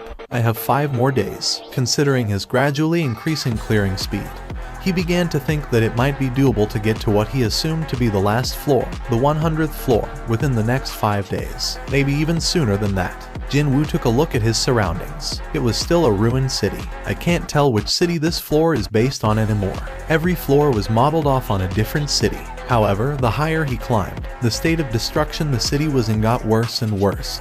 And on this 27th floor, he found it hard to tell whether this place used to be a city or not. Over 2,100, is it? Meaning, he had hunted down over 1,000 demons in a day. He had killed quite a lot during the last 2 days, that's for sure. It was still a long way off from the goal of 10,000 souls, but he was betting on the demons of the upper floors that allegedly possessed multiple souls. Right, getting to higher floors should remain as my priority. Yoo Jin-ho entered a luxurious traditional Korean restaurant with a determined face. He chose this place after taking into account his father's taste. Has the chairman arrived yet? Yes, he's waiting for you. He was guided to the private room where his father, Yoo Myung-han, was waiting for him. The traditional sliding paper door was opened and immediately, Yoo Jin-ho's nervousness increased by several folds after seeing his father's face. "You wish to run the Yujin Guild, is that right?" "That's correct." It was at this point that a hint of a dilemma, alongside the emotion of shock, appeared on Yoo Myung-han's face. "To think that father is pondering between me and my older brother." Yoo Jin-ho was genuinely moved inside. The fact that his father was thinking about this matter was a big win for Yoo Jin-ho. If it was in the past, he'd be satisfied with this much. However, he had no desire whatsoever to back off now. As you know already, father, giving the position of the guild master to an outsider carries too much risk. Enough. Yoo Myung-han raised his hand. At the same time, Yoo Jin-ho's mouth stopped moving. Father's enough was one of the most absolute commands that no one in the Yoo household could go against. "There is someone I want you to meet." "Pardon me." Yoo Jin-ho's eyes went round at that. He was the one who called and asked for this meeting, yet his father wanted to introduce him to someone. Who could it be? Just as Yoo Jin-ho's curiosity piqued, the door opposite to the one he used to enter the room slid open. Hello there. Was he in the late 20s or early 30s? A man around that age group awkwardly greeted Yoo Jin-ho as he entered the room. Who was this man? Yoo Jin-ho couldn't recognize this man at all. When Yoo Myung-han signaled with his chin, this unknown man settled down next to him. "This here is Hunter Go Myung-hwan." Go Myung-hwan. Yoo Jin-ho tilted his head. He had never heard of this name before. Father nodded his head as if he had expected this already and continued on. He is one of the survivors from the White Tiger Guild's Red Gate incident, the one that's been making so much noise lately. The Red Gate. Why was the story of the Red Gate brought up here, out of the blue? Since the incident had been talked about non-stop in mass media, even Yoo Jin-ho knew what had happened. But this timing was suspiciously coincidental, and so he found it difficult to figure out where his father was going with this. And this man here, a man who was supposed to be a survivor of that incident. Why did the survivor that the media was madly scrambling over to find appear here? Yoo Jin-ho's curiosity continued to balloon greatly. "Mr. Hunter." "Yes, Chairman." Please inform my son who was there besides the White Tiger Guild's new recruits on that day. Understood. Go Myung Hwan's stare now was directed to Yu Jin-ho. There was a young female hunter who looked to be a high schooler, and the young female hunter. Even then, Yu Jin-ho couldn't imagine just whose name would pop out from Go Myung Hwan's lips. And Mr. Seong Jin-woo. Yu Jin-ho thought that he could hear his own heart fall to the pit of his stomach. Hyung Nim was there at the Red Gate incident. What was going on here? He was already feeling quite confused, but now, his thought process devolved into an even more complicated mess. In the middle of his confusion, he suddenly remembered something. Wait, now that I think about it, a few days ago, Hyung Nim was conversing with such familiarity with Han Sung, someone whom he didn't even share a casual greeting before that day. Do you still remember the name of that female hunter, by any chance? It was Miss Han Songi. How can this be? Yu Jin-ho's jaw dropped to the floor. To think there was such a secret to the mysterious relationship between those two people. Wait, if that's the case, then the identity of the potential helper the news outlets were talking about was as if he knew what Yu Jin-ho was about to ask. Go Myung Hwan quickly confirmed the truth. We, the members of the White Tiger Guild and Miss Han Sung, could escape from the Red Gate all safe and sound thanks to Mr. Seong Jin-woo. Hyung Nim, just what did you do in there? Yu Jin-ho formed an expression comprised of half surprise and half joy. Yu Jin-ho's eyes twinkled as he listened. At first, everyone was taken back somewhat, after learning that a pair of Ranky hunters were coming to observe the new recruit training process. But then, Go Myung Hwan began describing what happened that day with a hyped-up voice reminiscent of a little kid proudly showing off to a friend the brand new toy he got as a gift. However, he did what to a Ranka hunter. Go Myung Hwan wasn't the only overexcited person in the room. Exactly. With his palm, he went like, paw. He smacked the back of Kim Cheol's head and, as he listened to the exploits of Hyung Nim, Yu Jin-ho's heart beat faster as if he was there, experiencing everything personally. I really thought that we'd die for sure when dozens of ice elves showed up. But then again, was he paying too close an attention to the story? Time flew by really quickly. The definitely not short story of that day's events was finally coming to its end. The excited Go Myung Hwan's voice became louder. So, what I'm saying is, this whole thing is just too unfair. Mr. Seong Jin-woo saved our essays back there. He's my life savior. But then, I'm not supposed to reveal the existence of Mr. Seong Jin-woo. I find it difficult to accept the decision of the White Tiger Guild. However, Chairman Yu has given me a call out of the blue, and so, here I am. It was at this point that Yu Myung Han stopped Go Myung Hwan in a dignified manner. Go Myung Hwan embarrassedly lowered his head. Yu Myung Han's stare then shifted over to his son, Yu Jin-ho. In the process of investigating more about Hunter Seong Jin-woo, a name that I never expected to hear popped up. At the ends of Yu Myung Han's pointing finger, his index finger pointed to a piece of paper with Yu Jin-ho's name written on it. And it was none other than the raid records Yu Jin-ho handed over to his father. I'm busted. The truth about Hyung Nim helping him out during the process of acquiring his guild master license was now out in the open. Yu Jin-ho's expression hardened. Hunter Seong Jin-woo aided you greatly during your attempt to earn the guild master license. Do you acknowledge this fact? Yes, father. In the past, being subjected to that withering glare, Yu Jin-ho would lose all strength in his legs. However, he couldn't give up like this. For the first time ever, Yu Jin-ho summoned his courage in front of his father. He lowered his head and raised his voice. Can you entrust the Yujin Guild to me, father? I will. At that refreshingly simple answer, Yu Jin-ho hurriedly raised his head. I shall entrust the Yujin Guild to you. But why? Didn't you say it yourself? It is too risky to entrust the guild to an outsider. With you here, is there a reason to take on that risk now? But I tried to deceive you, father. You thought I'd scold you and kick you out because of that. What was going on here? Yu Jin-ho thought that his father was smiling, for some reason. But Yu Myung Han's lips would always remain in a straight line, no matter what the occasion was. So, how come? However, I have a condition. Yes, father, this Hunter Seong Jin-woo. Can you bring him over to Yujin? Yu Jin-ho's eyes opened wider. The light within Yu Myung Han's eyes flickered a little just then, but that didn't last for long. That's correct. Yu Jin-ho became speechless, then groaned. Even a snot-nosed brat would know that now was the right time to confidently say something in order to leave behind a positive impression. However, the one they were talking about was none other than Hyung Nim.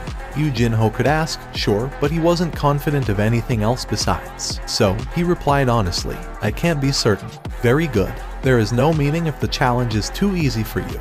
The chairman Yu Myung-han took a sip of water and lightly wiped the corners of his lips with a handkerchief. If you fail, I shall hand over the guild to your brother. So, how about it? Will you accept? This boy wanted Eugen Guild. He suspected something was up when they agreed to meet today, but he didn't expect his son to be this daring.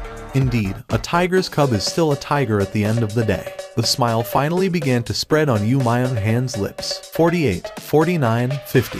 With a frightening clearing speed, Jin-woo climbed up the floors. He didn't feel tired at all when looking at the total experience points and the accumulated number of souls climbing up higher every time he hunted a monster down. He had procured the important entry permit for the 51st floor a long time ago. So, the only thing remaining was to get to the floor transfer magic circle and go upstairs. But Jin-woo's sight shifted towards the pillar of light. More specifically, a short distance in front of that pillar, and a massive demon, plus scores of high-ranked demons, were standing there, waiting. Jin-woo raised his sight up higher, and he could see the giant demon's name, floating in the air in a deep crimson hue. That thing consisted of a huge mess of fatty flesh that must have weighed dozens of tons. No, maybe even several hundred instead. And then, the massive club this thing was holding in hand looked rather horrifying as well. However, a smile was etched on Jin-woo's face. So, that's the mid-boss of this place, huh? He held only the nicest memories of the bosses found inside the instant dungeons. They all gave him plenty of experience points as well as wonderful items, compared to the boss-level monsters found in regular dungeons that required lots of hard work to kill but little reward to show for it. These boss monsters of instant dungeons were more like boxes of gifts, all nicely wrapped up. So, then, what items would that guy cough up? Gulp. Jin-woo smiled brightly and began drooling. Shadow soldiers were summoned behind Jin-woo, not just the regular foot soldiers, but also the magic soldiers, the beast soldiers, as well as the two knights too, and in front of them stood Jin-woo. The two knights strode forward and stood on either side of him. Jin-woo took a glance at Ygritte to his right, and Iron to his left, and a grin formed on his lips. Feels so reassuring. Even though this was his own skill, the fact that he had comrades watching his back helped greatly to calm his mind. However, still, it's a bit too much to go with a frontal assault, isn't it? The whole thing looked kinda dangerous, and that was all thanks to that wooden-looking club held tight in Vulcan's grip. It's just unbelievable that a tree that big actually existed, right? He guessed from the size of Vulcan and the wooden club that one swing from the demon would be enough to wipe away his entire platoon. Jin-woo ordered his magic soldiers to initiate the assault first. Use the ranged attacks to summon Vulcan's lackeys over here first, and I'll fight that big guy lumbering along at the rear. It was a simple enough plan to carry out. Now, when Jin-woo gave his signal, flames flew out from the hands of the magic soldiers. The flames exploded near the subordinates of Vulcan, signaling the beginning of the operation. The warning beeps resounded out in his head at a frightening pace, and at the same time, Vulcan and its lackeys all turned their heads towards Jin-woo and his army. Alright, he succeeded in drawing their attention. In order to hit Vulcan coming up from the lackey's rear without getting discovered, Jin-woo activated stealth and hid himself. Everything seemed to be unfolding according to plan. That's what he thought, but then, thud, thud, thud, thud, thud, thud. Vulcan broke his expectation and bolted forward like a streak of lightning. What the hell? What is up with that movement? It's like I'm looking at video footage sped up several times. Quite literally, in the blink of an eye, Vulcan had ran past its lackeys and arrived before the shadow soldiers. Oh crap. Jin-woo's eyes widened considerably. This demon with a huge, mountain-sized body mass managed to exceed his imaginations. Vulcan lifted the club up high. Just before the club pointing to the sky fell down on the defenseless magic soldiers, Iron jumped out of nowhere and raised his black shield. Whoosh.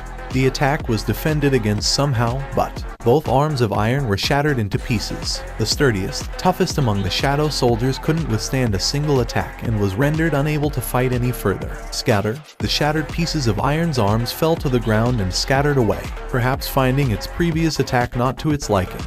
Vulcan tilted its head this way and that, while staring deeply at its club.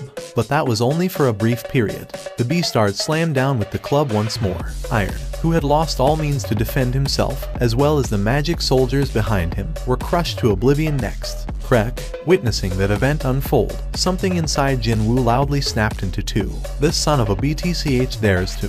Jinwoo bit his lower lip. What he did next wasn't because his head told him to do it. When he regained his senses, he was already in midair, leaping towards Vulcan. His target was already set, and that would be that surprisingly beady little head attached atop the mountainous body. Jinwoo twisted his body in midair. The muscles of his shoulder and the arm cocked rearward ballooned up. When he focused all his might on his clenched right fist, stealth came undone automatically. Belatedly, Vulcan discovered Jinwoo. Too bad. Jinwoo's fist was not slow enough for the giant monster to dodge when it was already near its nose. His fist punched out like a bullet and slammed into the side of Vulcan's face. Vulcan was flung away. The giant demon rolled away on the ground for a long time, before crashing into the skeletal remains of a building and came to a stop. Jinwoo lightly landed back on the ground, his eyes quite wide open. Why did it fly away that easily? Unable to comprehend what just happened, he stared at his own fist in disbelief. He couldn't even spot a single nick or a scratch on his fist that managed to blow away such a huge creature. Then, he suddenly recalled something. Now that I think about it. Jinwoo raised his head. He summoned the stat window, and it quickly floated up there. Strength 150, Endurance 109, Agility 139, Intelligence 109, Perception 111. He may have learned several assassin-related skills, and his class was set as a magic type, so he had been forgetting about a crucial part until now. He had been using up all the spare bonus stat points on intelligence, yet strength was still ahead by 1.5 times. Well, I really did invest in strength blindly, didn't I? Jinwoo raised his head. The fallen Vulcan used the club to prop itself and stood up from the rubble. Did the warning chime go off because the monster is getting up? Was his system that friendly to begin with? As Jinwoo tilted his head, the culprit for that beep popped up in front of his eyes. Isn't that skill from? Even before Jinwoo managed to recall the memories of Cerberus, Vulcan, with its two reddened eyes, rushed towards him like an unstoppable tidal wave. The ground rumbled, accompanied with the loud rumbling footsteps. Iron, Jinwoo called out. Iron quickly threw his shield to Jinwoo. After catching the shield, Jinwoo shifted his glance away to find Vulcan standing right before him. If I back off here, my soldiers will get wiped away. Without his soldiers, it had become far too difficult to hunt down Vulcan and its subordinates. So, Jinwoo chose the method that could ensure the safety of his soldiers. He raised the shield, and his arm muscles tensed up. Shortly thereafter, Vulcan slammed down with its club. Slam. Fearsome attacks that rocked the earth landed several times in a row without rest, but Jinwoo patiently endured them all. His high physical defense and endurance stat allowed him to block these attacks. When its attacks did not work, Vulcan became even more frenzied and pounded away with that massive club. However, Jinwoo was steadfast and his knees buckled not even once. Still, standing around like this blocking all the time wouldn't let him hunt the boss down. Deep frowns formed on Jinwoo's forehead. The thing was, unlike how it was with Cerberus, Vulcan's rage skill didn't have a time limit, the trade-off being the skill not as overpowered as the Gatekeeper's version, meaning he couldn't remain passively defending forever like this. Jinwoo gritted his teeth. Constantly getting pounded on isn't my thing either. Clang. Just as the club bounced off of the shield for the last time, Jinwoo had been getting ready to counterattack and took the opening to leap towards Vulcan's head. However, he wasn't the only one waiting for an opening. Matching the timing of Jinwoo's jump, Vulcan quickly leaned its upper torso back. What? And then, the club flew in towards him from the side while drawing an arc in the air. He got me. If there were places where his hands or feet could touch, the story might have been different, but there was no way he'd be able to dodge the attack in the middle of air. Jinwoo activated the skill ruler's reach and pushed at Vulcan.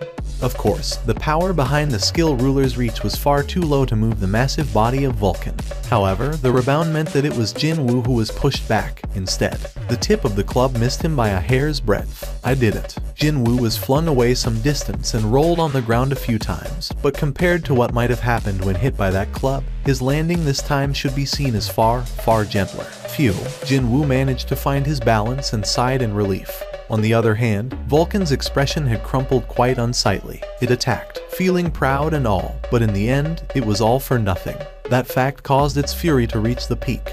Jinwoo scratched the side of his head while staring at Vulcan's reddened face. Now what should I do about this? If he jumped to its front, the DMN thing would evade him with not much difficulty. But then, attacking other body parts instead of its head didn't look like he'd be able to critically wound it. What with all those layers of flesh getting in the way? Is there a way to make it impossible to dodge? It was at this point that yet another, and an arguably excellent idea popped up in his head. The corners of Jinwoo's lips arched up. Suddenly, he turned around and ran. Vulcan mistook this action as him trying to escape, and hurriedly chased after him. Jinwoo moderated his running speed so Vulcan could chase after him. As soon as he discovered a suitable remnant of a building, his eyes began gleaming brightly. That one, on the other hand, when the distance between Vulcan and Jinwoo closed up, the giant demon lifted its club high up in the air behind it to squash this bug-like creature. Finally, the chance to crush this annoying pest once and for all was here. A disgusting smile formed on Vulcan's face, and so, as the club came down with a whoosh, the insect-like creature suddenly sped up and ran up on the outer wall of the destroyed building. Something felt wrong here, but it was too late for the demon to slow down the descent of the club. In an instant, the insect had run up high enough to be at the demon's eye line, before he powerfully kicked the wall. Crack. As the spiderweb-like cracks spread on the wall, something shot towards this demon with never-before-seen speed. It was none other than that insect. Vulcan's eyes grew wider. A smile spread on Jinwoo's face as he looked into those large eyes. The Baruka's dagger gripped tightly in his right hand sliced past the bulging artery of Vulcan's neck. Slice. From the blood vessel as thick as a grown man, blood spurted out like an overflowing fountain. Vulcan hurriedly discarded the club and tried to stem the loss of blood with both of its hands. Unfortunately, it was insufficient to block the overflowing of blood. At that moment, there was a visible tremor shaking Vulcan's eyes. Before it had the time to notice it, Jinwoo had climbed up the demon's back and buried the blades of his daggers deeply into that thick neck. I guess once isn't enough, huh? Jinwoo tilted his head and pulled the daggers out before activating his skill once more. Vital points targeting. 2 daggers stabbed deeply into Vulcan's neck again. Stab, stab. Only then did the messages he was waiting for pop up. Leaving the mop-up of the remnants to his trusty soldiers, Jinwoo turned around in order to collect the loot. Was this feeling similar to unwrapping a gift? Seeing the dead body of Vulcan, a smile automatically formed on his lips. I wonder what'll come out this time. He could spy several lights sparkling on the body. He had been feeling rather optimistic about fighting Vulcan, even before the battle started. And as he expected, items were quite literally pouring out from the dead demon. Having checked the list only once, Jinwoo's face was brightening up considerably already. I can pretty much tell that Vulcan's horns should be Japtum. From its name to the total number he found, it wasn't that hard to guess that Vulcan's horns were Japtum only good for additional gold. Just like the demon's horns he got after killing various demons, which meant the remaining 3 were the real items. And there was this one item that attracted his attention more than the others. What is this material item thing? What could he possibly make with something like that? Or was the system trying to imply that it might be something related to a quest? Jinwoo's curiosity roused from its slumber after reading about a type of item he hadn't heard of before. If he wanted to read the explanations on the items, he had to acquire them first. So, he chose yes on all the item acquisition messages. Take them all. The lights glittering from different parts of Vulcan all morphed into items and appeared near his feet as soon as he said that. A pair of earrings, a red marble-like object, and timber as big as a grown woman. He could immediately tell which one was the fragment of the world tree among them. Jinwoo looked at the timber. When he did, the information on the item popped up. Rarity, type, material, remaining part of Vulcan's club, originally fashioned out of a branch of the world tree, after the contaminated portion had been removed. Timber from the world tree possess extraordinary magical energy, and is seen as top material for the crafting of the very best magic tools available. Rarity S. Type, accessory, endurance plus 20, stamina plus 20. When worn together with Demon Sovereign's necklace and Demon Sovereign's ring, set bonuses will be unlocked. Set bonus effect 1. Set bonus effect 2. Just like with other items, earrings disappeared from the view, but their options still activated with no problem. A satisfied smile formed on Jinwoo's face after confirming the rise in his stats. So, the accessory set of a Demon Sovereign, then.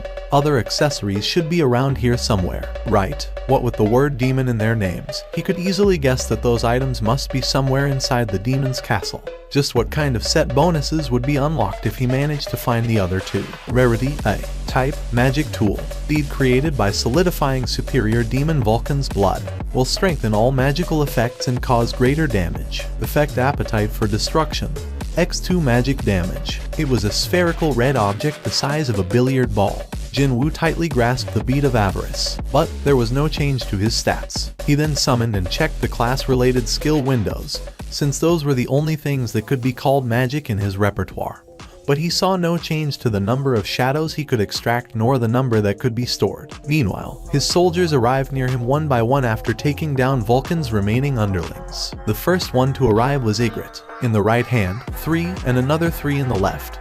He carried a total of 6 demon heads and placed them before Jinwoo. Jinwoo looked at Ygritte kneeling before him and scratched the side of his head.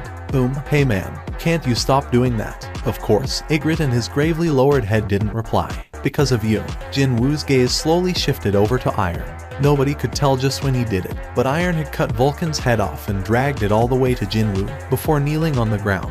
This guy is starting to imitate you, you know. More importantly, Jinwoo hunted Vulcan down, not Iron. Jinwoo spat out a long groan while keeping his stare fixed to Iron. It was at this point that an amusing idea popped up in his head. Just like how I used Iron's shield, maybe should I try and let these guys use this bead of avarice? What a good timing it was, since he spotted the magic soldiers slowly walking behind the regular infantrymen. They were far slower compared to normal shadow soldiers, never mind the 2 knights. Jinwoo summoned the first of the 3 magic soldiers to arrive in the vicinity. When he beckoned with his hand, the magic soldier decked out in the black robe hurriedly walked towards him. Since all shadow soldiers could be controlled via his will, he didn't really need to issue any particular commands here. Jinwoo simply gave the signal, fire. Right at that moment, a ball of flames that was double the size of the usual attack suddenly materialized at the tip of the magic soldier's raised hand. Jinwoo's eyes opened super wide. Without giving him enough time to get shocked, the ball of flames quickly flew out from the magic soldier's hand. Jinwoo's jaw dropped to the floor. The building was swept up in the grand explosion and collapsed like a house of cards, and the ferocity of the burning flames didn't show any signs of weakening at all afterwards. Jinwoo stared in pure shock at the roaring flames, before he hurriedly took the bead of avarice back from the magic soldier. He then quickly checked the item information once more. It's not there. It's definitely not there. He went through the explanation several times to make sure, but without a doubt, there was nothing about him being prevented from lending this bead of avarice to someone else. Didn't this mean he could potentially sell this item? Gulp. Jinwoo swallowed his dry saliva before his gaze shifted back to the burning building. In the middle of a sunny afternoon, the young man from the apartment 902, you say. An auntie tilted her head and replied a short while later. I'm not sure. I haven't seen him lately. Ah, is that so? Thank you for your help.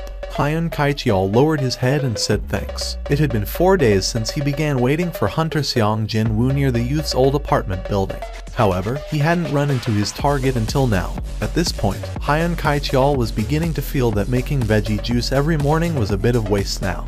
Apparently, he told his little sister that he'd be going on a trip with his friend for a week or so. You mean Seong Jinwoo? Hunter Nim said that.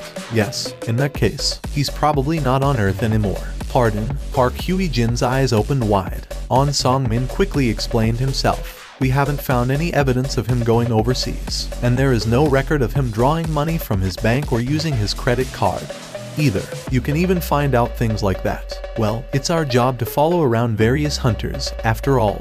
Oh my god. Anyways, on top of this, according to the association's last known location records, the communication with his phone was cut off in the middle of the city as well, and that happened about 5 days ago. Doesn't all this sound too mysterious to you? He couldn't have been kidnapped, right? Park Hye-jin inadvertently voiced her worry in the ensuing confusion. However, the gazes of the two people soon met, and they began chuckling almost at the same time.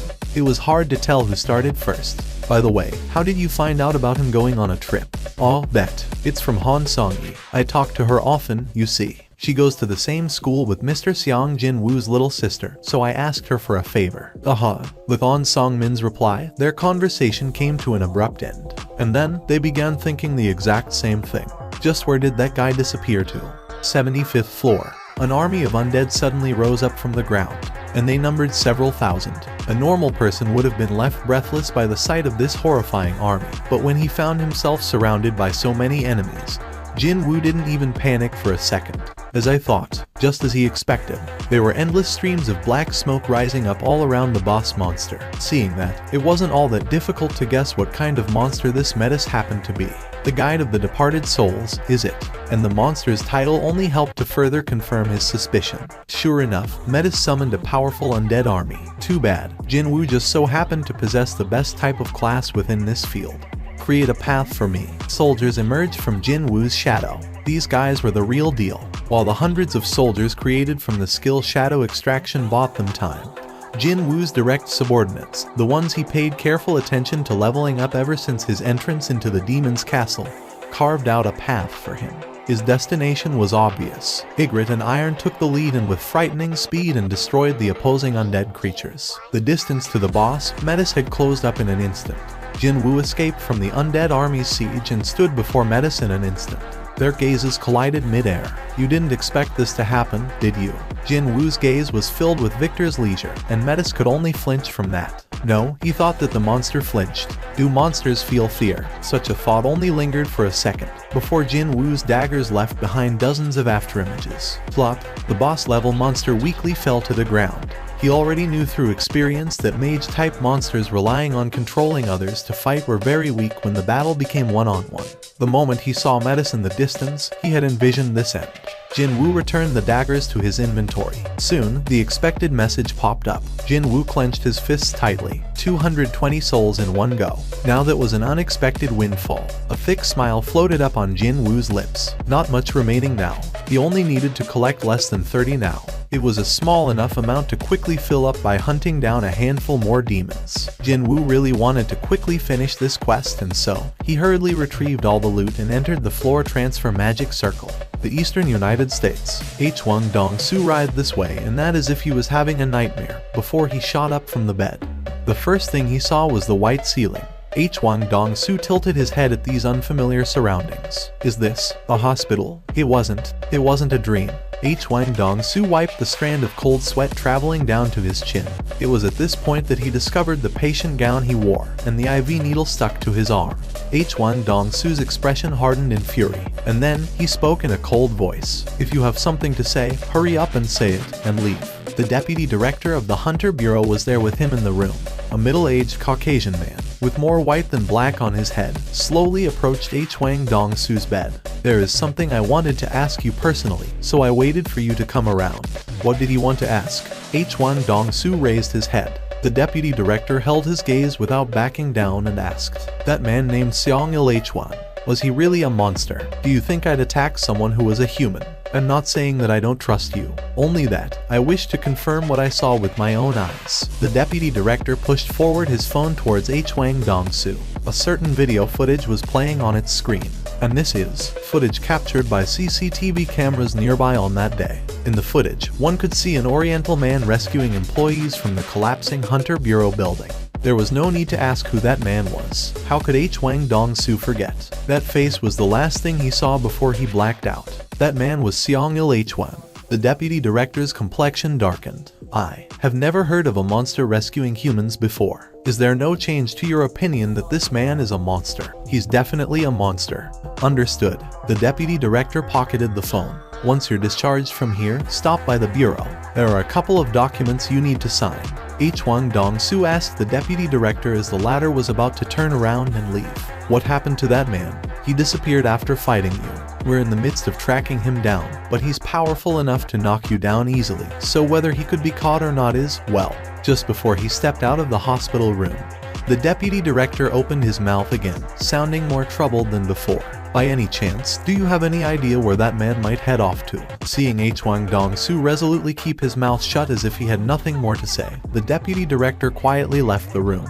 But once he was gone, H1 Dong-Su furiously yanked the IV needle out of his arm.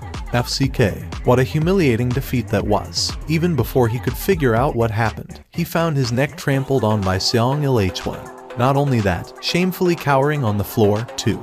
Just as he began gasping for air, Seong-il H1 spoke to him.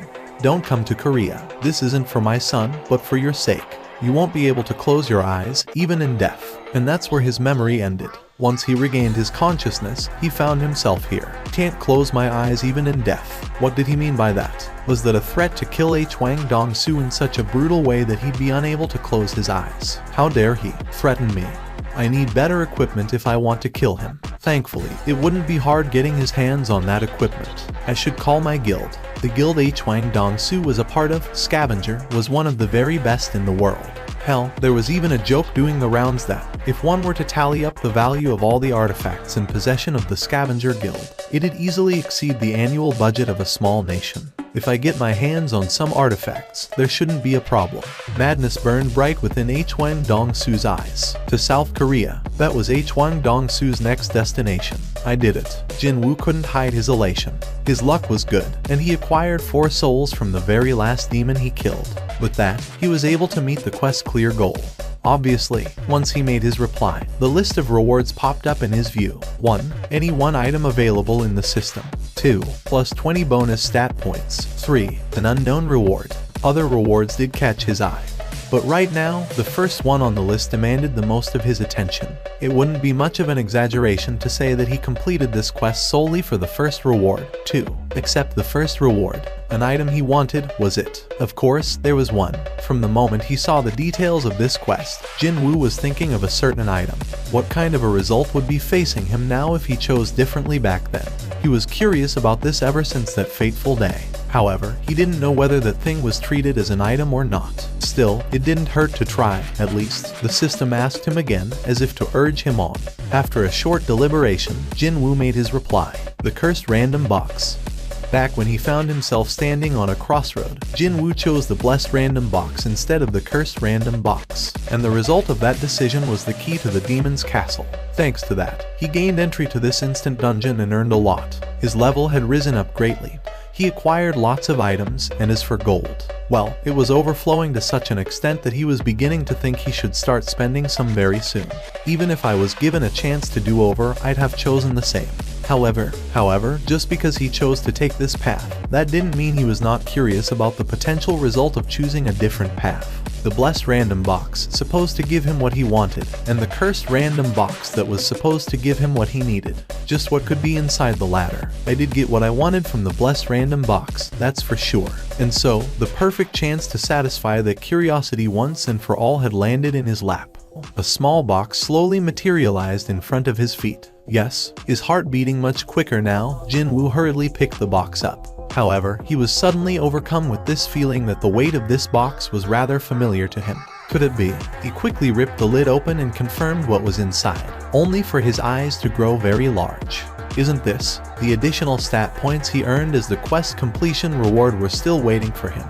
And of course, he put them all in intelligence. Strength 178, Endurance 137, Agility 147, Intelligence 149, Perception 119. Finally, intelligence had exceeded other stats. It was still some ways off strength, but when considering the fact that he didn't even pay attention to the intelligence stat until recently, this growth could only be called lightning fast. Along with that message, a scroll similar in size to the entry permit appeared in his hands. What's this? Jin-woo's eyes opened wider at this unexpected type of reward, and he unfurled the scroll right away.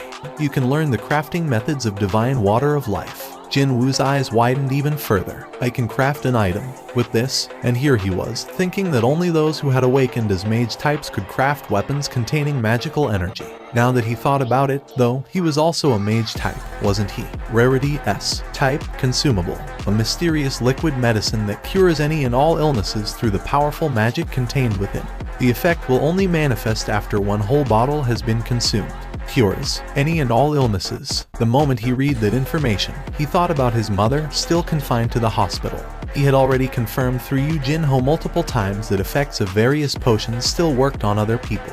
If he could truly make this divine water of life, then it meant that he'd be able to save his mother. His hands holding the scroll trembled from excitement. The ingredients were also on the simpler side, so to speak. Fragment of the world tree. He earned that after killing Vulcan on the 50th floor. Spring water from the Forest of Echoes. He got that after killing Metis the Necromancer on the 75th floor. And finally, purified blood of the Demon King. This item hadn't shown up yet. However, thinking back to the 2 ingredients that had come out so far, he could easily guess where he might find some of this purified blood of the Demon King from. The upper floors. I'm sure it's with the final boss of the demon's castle, probably on the top floor. In other words, simply by clearing the demon's castle dungeon, the ingredients to craft the divine water of life would fall into his lap one by one. It happened then. A gasp of epiphany leaked out of his mouth, completely unbeknownst to him. That's how surprised Jinwoo was. Could it be that the item he wanted as per description on the blessed random box said? Could that be this divine water of life? Mom, thinking about the possibility that he'd get to see his mother again all healthy, his eyes began welling up with emotions. Jinwoo summoned his inventory and retrieved an item stored right next to the spring water. It was a necklace, seemingly carved out from skulls of various small creatures. Rarity S. Type, accessory, agility plus 20, intelligence plus 20. When worn together with Demon Sovereign's earrings and Demon Sovereign's ring, set bonus effects will be unlocked. Set effect 1, set effect 2. The spring water from the Forest of Echoes wasn't the only loot he got from killing the guide of the departed souls, Menace. Indeed, this rather vile-looking necklace also came out, too. Why are the designs of all the necklaces I found so crappy? Jinwoo frowned deeply while recalling the appearance of the dog collar he was currently wearing. He slowly brought the Demon Sovereign's necklace closer to his neck. Replace. The skull necklace disappeared from his hands, only to be replaced by a dog collar. He quickly shoved the dog collar inside his inventory and checked the newly unlocked set effect of the Demon Sovereign's accessory set. Set effect 1, all stats plus 5. Set effect 2, all of my stats rose up by 5 points. He only managed to unlock one set effect, yet he received a boost similar to leveling up 5 times. And then, he still had one more unknown effect to go, the one he'd receive after gathering all the accessories. The Demon Sovereign's ring. When considering the possibility that the last unlocked set effect from all 3 accessories being in one place should be even greater than the individual parts on their own, this really was already an amazing performance. However, acquiring accessories rated at S was only a part of the harvest he enjoyed after entering the demon's castle. The real profit was his level jumping up so high. Jinwoo stared at his level that had climbed up to 77 and smiled in content. I leveled up 16 times inside a week. Such a leveling up speed was unthinkable when entering rank C dungeons. There was one thing he couldn't really figure out yet. Jinwoo let the light from the lamp fall on the object that came out of the cursed random box. Just what the hell is this thing? It was a pitch black key that seemed to absorb all light. No information popped up in his view, either. This is the first time seeing an item with absolutely no information. The keys to instant dungeons could be seen as pretty common, since he got them from random boxes every now and then. But this guy here, he had never seen anything quite like it. Where am I supposed to use this? Perhaps because it came out of a box named Cursed Random this and that. He couldn't help but think that there was this ominous aura circling around the key. He acquired this key through so much hard work, so he couldn't even throw it away. Well, I'm sure I'll get to use it sooner or later. The Cursed Random box was supposed to give him something that he needed, after all. Has it been 4 years already? Or maybe it was close to 5 now. Jinwoo's expression was full of reminiscence as he stood in front of the employee manning the reception kiosk. The employee's head tilted this way, and that after taking one look at Jinwoo's choice of identification. Isn't this a hunter license? It is. Employee formed a confused expression. If you are unhappy with your assigned rank, you should head over to another depart. No, it's not that. I wish to take the reassignment test. There are guys like that every now and then. Hunters who are not satisfied by the reality of their situation and swim inside daydreams before coming back here hoping against hope. So, is that guy also? The manager nodded his head. Reawakened, my foot. Others are busy raking in the dough as hunters, getting famous and all that. But well, he drew the short straw and he ended up as a nobody. So, he's just trying to escape from reality. Dealing with guys like that will only tire you out. So, just tell him that he'll be paying the fee for the test and send him on his way to the measurement room. Roger that. The fingers of the manager stopped typing on the keyboard. The name written on the hunter license. Why did it feel like he had heard of that name before from somewhere? Where was it? That man asked for a favor, didn't he? That man asked the manager to give him a call if a hunter named Seong Jinwoo ever showed up here. Hello, it's Beek Yun-ho speaking. Hello there, Chairman Beek. I'm calling you because of the hunter you spoke about the last time. The man named Seong Jinwoo. He really came here today. But how did you know that he might appear here? Did you just say that Mr. Seong Jinwoo came there? Yes, he was here just now, applying to get a reassignment test. The conversation came to an abrupt halt and an awkward silence pervaded the line. However, only a short while later, an urgent voice came out from the phone's speaker. Even if it's only for a short while, can you somehow delay the measurement process? I'm on my way over there right now. The manager began tilting his head. Did he just mishear that? The master of the one and only White Tiger Guild was speaking with an anxious voice. Well, I'll be. Besides all that, though, the evaluation process was out of his hands already. The manager could only sheepishly reply while scratching the side of his head. That man must have entered the measurement building by now.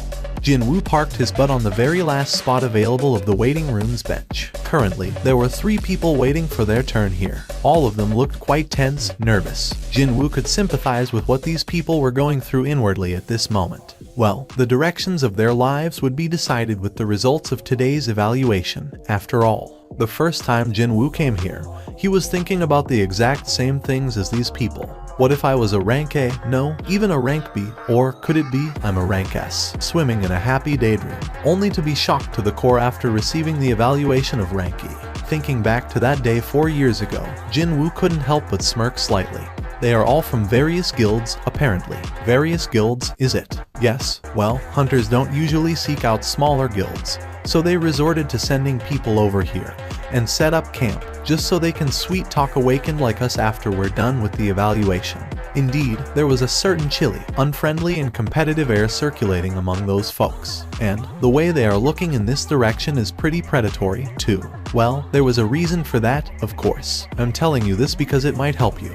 But you see, it's better not to sign up with guilds like theirs. Why not? From what I hear, smaller guilds take on lots of dangerous raids, and their hunter fatality rate is far higher than average, too. Jinwoo nodded his head in agreement. At the end of the day, the circumstances of smaller guilds would always remain a bit ambiguous. Unlike privately organized freelancer-led raid parties, clearing low-rank dungeons wouldn't satisfy them financially. But then again, the skills of the hunters signed up with them wasn't quite good enough to clear higher ranked dungeons. So, accidents happen frequently during their raids, which means recruiting new hunters becomes doubly important for them. And so, they arrived at a point where they had to follow the potential newbies right into the association building and prey on them. Next, please, since the location for the evaluation itself was wide open. One could easily read the expressions on those who finished the test, as well as the employees performing the said test. And the expression of the guy who had taken his test just now didn't look so good. I'd guess it's either a D or an E. Those folks from the smaller guilds must have thought about the same thing as Jinwoo, because they showed no interest whatsoever even when an awakened walked right past them. Wasn't that too honest a reaction from them? Well, if high-ranked hunters appeared frequently, they wouldn't be paid big bucks anyway. For regular citizens, even being a rank C would be a huge jackpot. One could still earn a fair bit of money by entering freelancer raid parties, or if one's luck was good, then entering large guilds was a viable option, too. Indeed, there were 4 rank CS among the White Tiger Guild's new recruits, weren't there?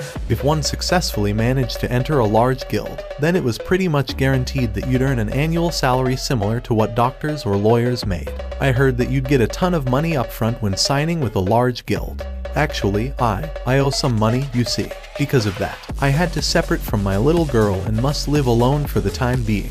Maybe it's because of that, but I'm feeling really nervous. Meanwhile, another awakened walked out, and, next up, please come this way. Are you feeling okay? No, it's not that, but, do you mind going ahead first? I'm too tense right now, you see. Was there a reason to refuse when someone wished to give up his spot in the queue? Jinwoo quickly accepted the proposal. Anyone would be feeling nervous if these few minutes determined the rest of their lives. What is your name? It's Seong Jinwoo. Mr. Seong Jinwoo, right? Please place your hand on the black-colored panel over there and wait for a little while. Following the instruction, Jinwoo walked over to the measuring device and placed his hand on the black panel. This guy's already been evaluated as an awakened rank T. The employee took a look at the documentation and glanced at Jinwoo with a mystified expression. Just why were almost all the hunters coming here to retake tests all rank E? The employee's expression changed to that of apathy as he activated the measuring device. The magic energy measuring device buzzed noisily, and a short while later it stopped its operation. The results appeared on the display monitor. What's going on here? The employee tilted his head this way and that, before speaking to Jinwoo, as the latter was about to take his hand off the panel. Hold up, please. Yes, I'd like to run the test one more time. Okay, Jinwoo placed his hand back on the panel. But something like this never happened before. The expression of the employee gradually hardened. Why was the measuring device malfunctioning all of a sudden? The employee asked for Jin Woo's cooperation once more. "I'm truly sorry, but one more time, please." Even before he was asked to take the test again, Jin Woo had already decided to wait and thus didn't bother to lift his hand away from the panel. Why is the device behaving like this? Cold sweat drops formed on the employee's forehead. Where is Chang Sik? Why are you alone here? The employee quickly looked behind him, and he found manager Jeong Kai-soo from the rank evaluation application department standing there. Manager Jeong. Relief formed on the employee's face after an unexpected reinforcement made his entrance. The senior officer went to the bathroom just now. That fool, how dare he vacate his position in the middle of office who? Jeong Kai-soo couldn't bring himself to finish that sentence. The measuring device is acting a little weird. The device is what now? Please, take a look. This error message keeps popping up. Once the employee took a step back, Jeong Kai-soo stood in his stead in front of the monitor that displayed the result of Jin Woo's measurement. And right away, Jeong Kai-soo's expression froze up. "How long have you been working here?" "It's been around 6 months, sir." "Did I press the wrong button?" "Nope. Just call Chang Sik and tell him to get over here right now." "Excuse me, I'm saying. His toilet break or whatever isn't important anymore, so tell him to get his ass over here right away." Jeong Kai-soo raised his voice. The employee flinched and asked, "What's the matter, manager? This isn't an error message, but it's saying impossible to measure. Don't you understand what that means?" But that wasn't an error message. Why was every single newbie employee such a dumbass? Jeong Kai-soo's gaze left the employee and landed on the person taking the evaluation test. This message means that this device can't measure that person's magic power. Did this newbie say it had been around 6 months since he started working here? Forget about 6 months, something like this had not happened in the past 2 years, so of course, it wasn't surprising at all to see a newbie employee being completely oblivious. Jeong Kai-soo's voice trembled as he replied, "Right, he's a rank S. Rank S special." This rank had been in wide use so people mistook it for an actual official rank. But in reality, this rank simply existed to group those awakened who couldn't be measured by any device. "Excuse me, Mr. Seong Jin Woo, with the current device." Kim Chang Sik immediately remembered that Jin Woo was already a hunter, so he changed the way he addressed the youth. "No, wait. Allow me to start over. It's impossible to measure your magical energy output with this device. Seong Jin Woo Hunter Nim. We need to ask for permission from the higher-ups if we want to use the precision measuring device. So would you mind if you come and visit us again in 3 days' time? By the way, it sounds like Block B is a bit noisier than usual today." "Block B, you say?" Truth be told, Chief Park couldn't hear anything at all. However, Choi Jong-in was a rank S hunter. His 5 senses should never be compared to that of a regular person's. If Choi Jong-in said it was getting rowdier down there, then something must have happened for real. An honorable guest had come to visit, so what a shameful blunder this was. Chief Park frowned slightly and spoke up. "Let me go and find out what's happening." "No, wait. I'm also getting curious, so." Choi Jong-in raised his head, and a mysterious flash of light could be seen in his eyes for a moment, and an equally mysterious smile formed on his lips. "Why don't we go together?" The entirety of the Block B had become deathly silent. Just now, definitely impossible to measure. Does that mean that guy's a rank S? I've only ever heard of it, but seeing an impossible to measure rank with my own eyes is... Gulp. The recruitment agents dispatched by various smaller guilds were busy swallowing dry saliva as they stared at Jin Woo turning in their direction. However, none of them tried to talk to him. If he was a rank C, then they would have started a war of nerves trying to sign him up to their respective guilds. They would have formed the proverbial queue just for a chance to talk to him. What about a rank B, then? They would pounce on him like crazy while throwing around quite attractive sounding offers, such as guaranteed spot as a high-ranking officer in the guild, or shares in the guild, etc. This man, who got his magic energy measured just now, was supposedly a rank S. Not an A, but an S. It might be an easy thing to say, but the truth was, that single letter was only used to denote the very best awakened in the country, with only 9 of them existing in South Korea. With that man included, it'll be 10, isn't it? The 10th rank S hunter. This youth was not someone these headhunters from the various small guilds could even attempt to talk to. Wait a minute. Couldn't this be my opportunity? A handful of quick-witted scouts suddenly had this remarkable idea. How about acting as a middleman? Just as the scouts sneakily glanced at their peers and began inching forward, someone suddenly pointed towards the entrance of the Block B. Huh? Isn't that? Was it because everyone was so tense already? No one could tell who did it first. Everyone seemingly shifted their gazes over in the direction the first man to open his mouth pointed at. The eyes of the scouts widened immediately. Yuck. A man wearing a stylish business suit was entering Block B. There wasn't a single person present who didn't know that man's name. Choi Jong-in. Why is the leader of the hunters here? Sure enough, Choi Jong-in felt the gazes of the crowd and lightly tidied up his suit before walking straight towards Jin-woo. But isn't this too fast for him to get here after receiving an alert? No, wait a minute. Did he already sign up with the hunters? Did the hunters know about him? Well, the top guild sure operates on another level. Scouts present all readily accepted the inevitable conclusion to come. Perhaps it was a relief that none of them stepped forward and tried to chat up the youth. How embarrassing would it have been when one of them started yapping on and ended up running into Choi Jong-in instead. Jin-woo was breathing a sigh of relief at the grand entrance of Choi Jong-in. What a relief. He was pondering what to do next after being stared at by so many pairs of eyes. But what a wonderful timing it was, that man walking in and dividing the attention. Jin-woo inwardly thanked Choi Jong-in for providing some unexpected help. Choi Jong-in's eyes gleamed brightly as he stared into Jin-woo's face. This man's the 10th. Choi Jong-in beat around the bush with Chief Park about checking out the situation together or some such. But the truth was, he already had sensed what was happening before coming here. I mean, they've been yapping on so loudly about impossible to measure this in device error that, so how can I not hear them? Thanks to that, though, he was given a huge opportunity here. Choi Jong-in cleared his throat and formed his trademark smile. I'm Choi Jong-in, the leader of the Hunters Guild. Of course, Jin-woo knew that already. Well, that man's face could be seen frequently enough whenever a TV was turned on. After all, I'm aware that you just had your awakened rank evaluation.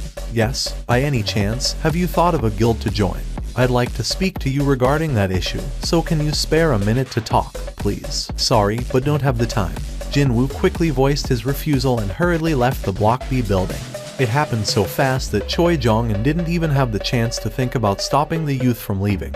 Meanwhile, the association employees and the scouts from other guilds belatedly realized what had transpired and began freaking out. What the hell? Wait, did Choi Jong-in get kicked to the curb? No matter who sees it, he was ignored. Mutter. The waiting room became very noisy all of a sudden. Choi Jong-in did his best to maintain his calm and looked to his side. Chief Park. Yes, Chief Park replied with an awkward look on his face. Did I make a mistake during my introduction? Well, I wonder. I'm not sure. Obviously, Chief Park heard everything as he was standing to the side. Still, this wasn't the right time to say that out loud. No. When Chief Park shut his mouth, Choi Jong-in sheepishly scratched the side of his head.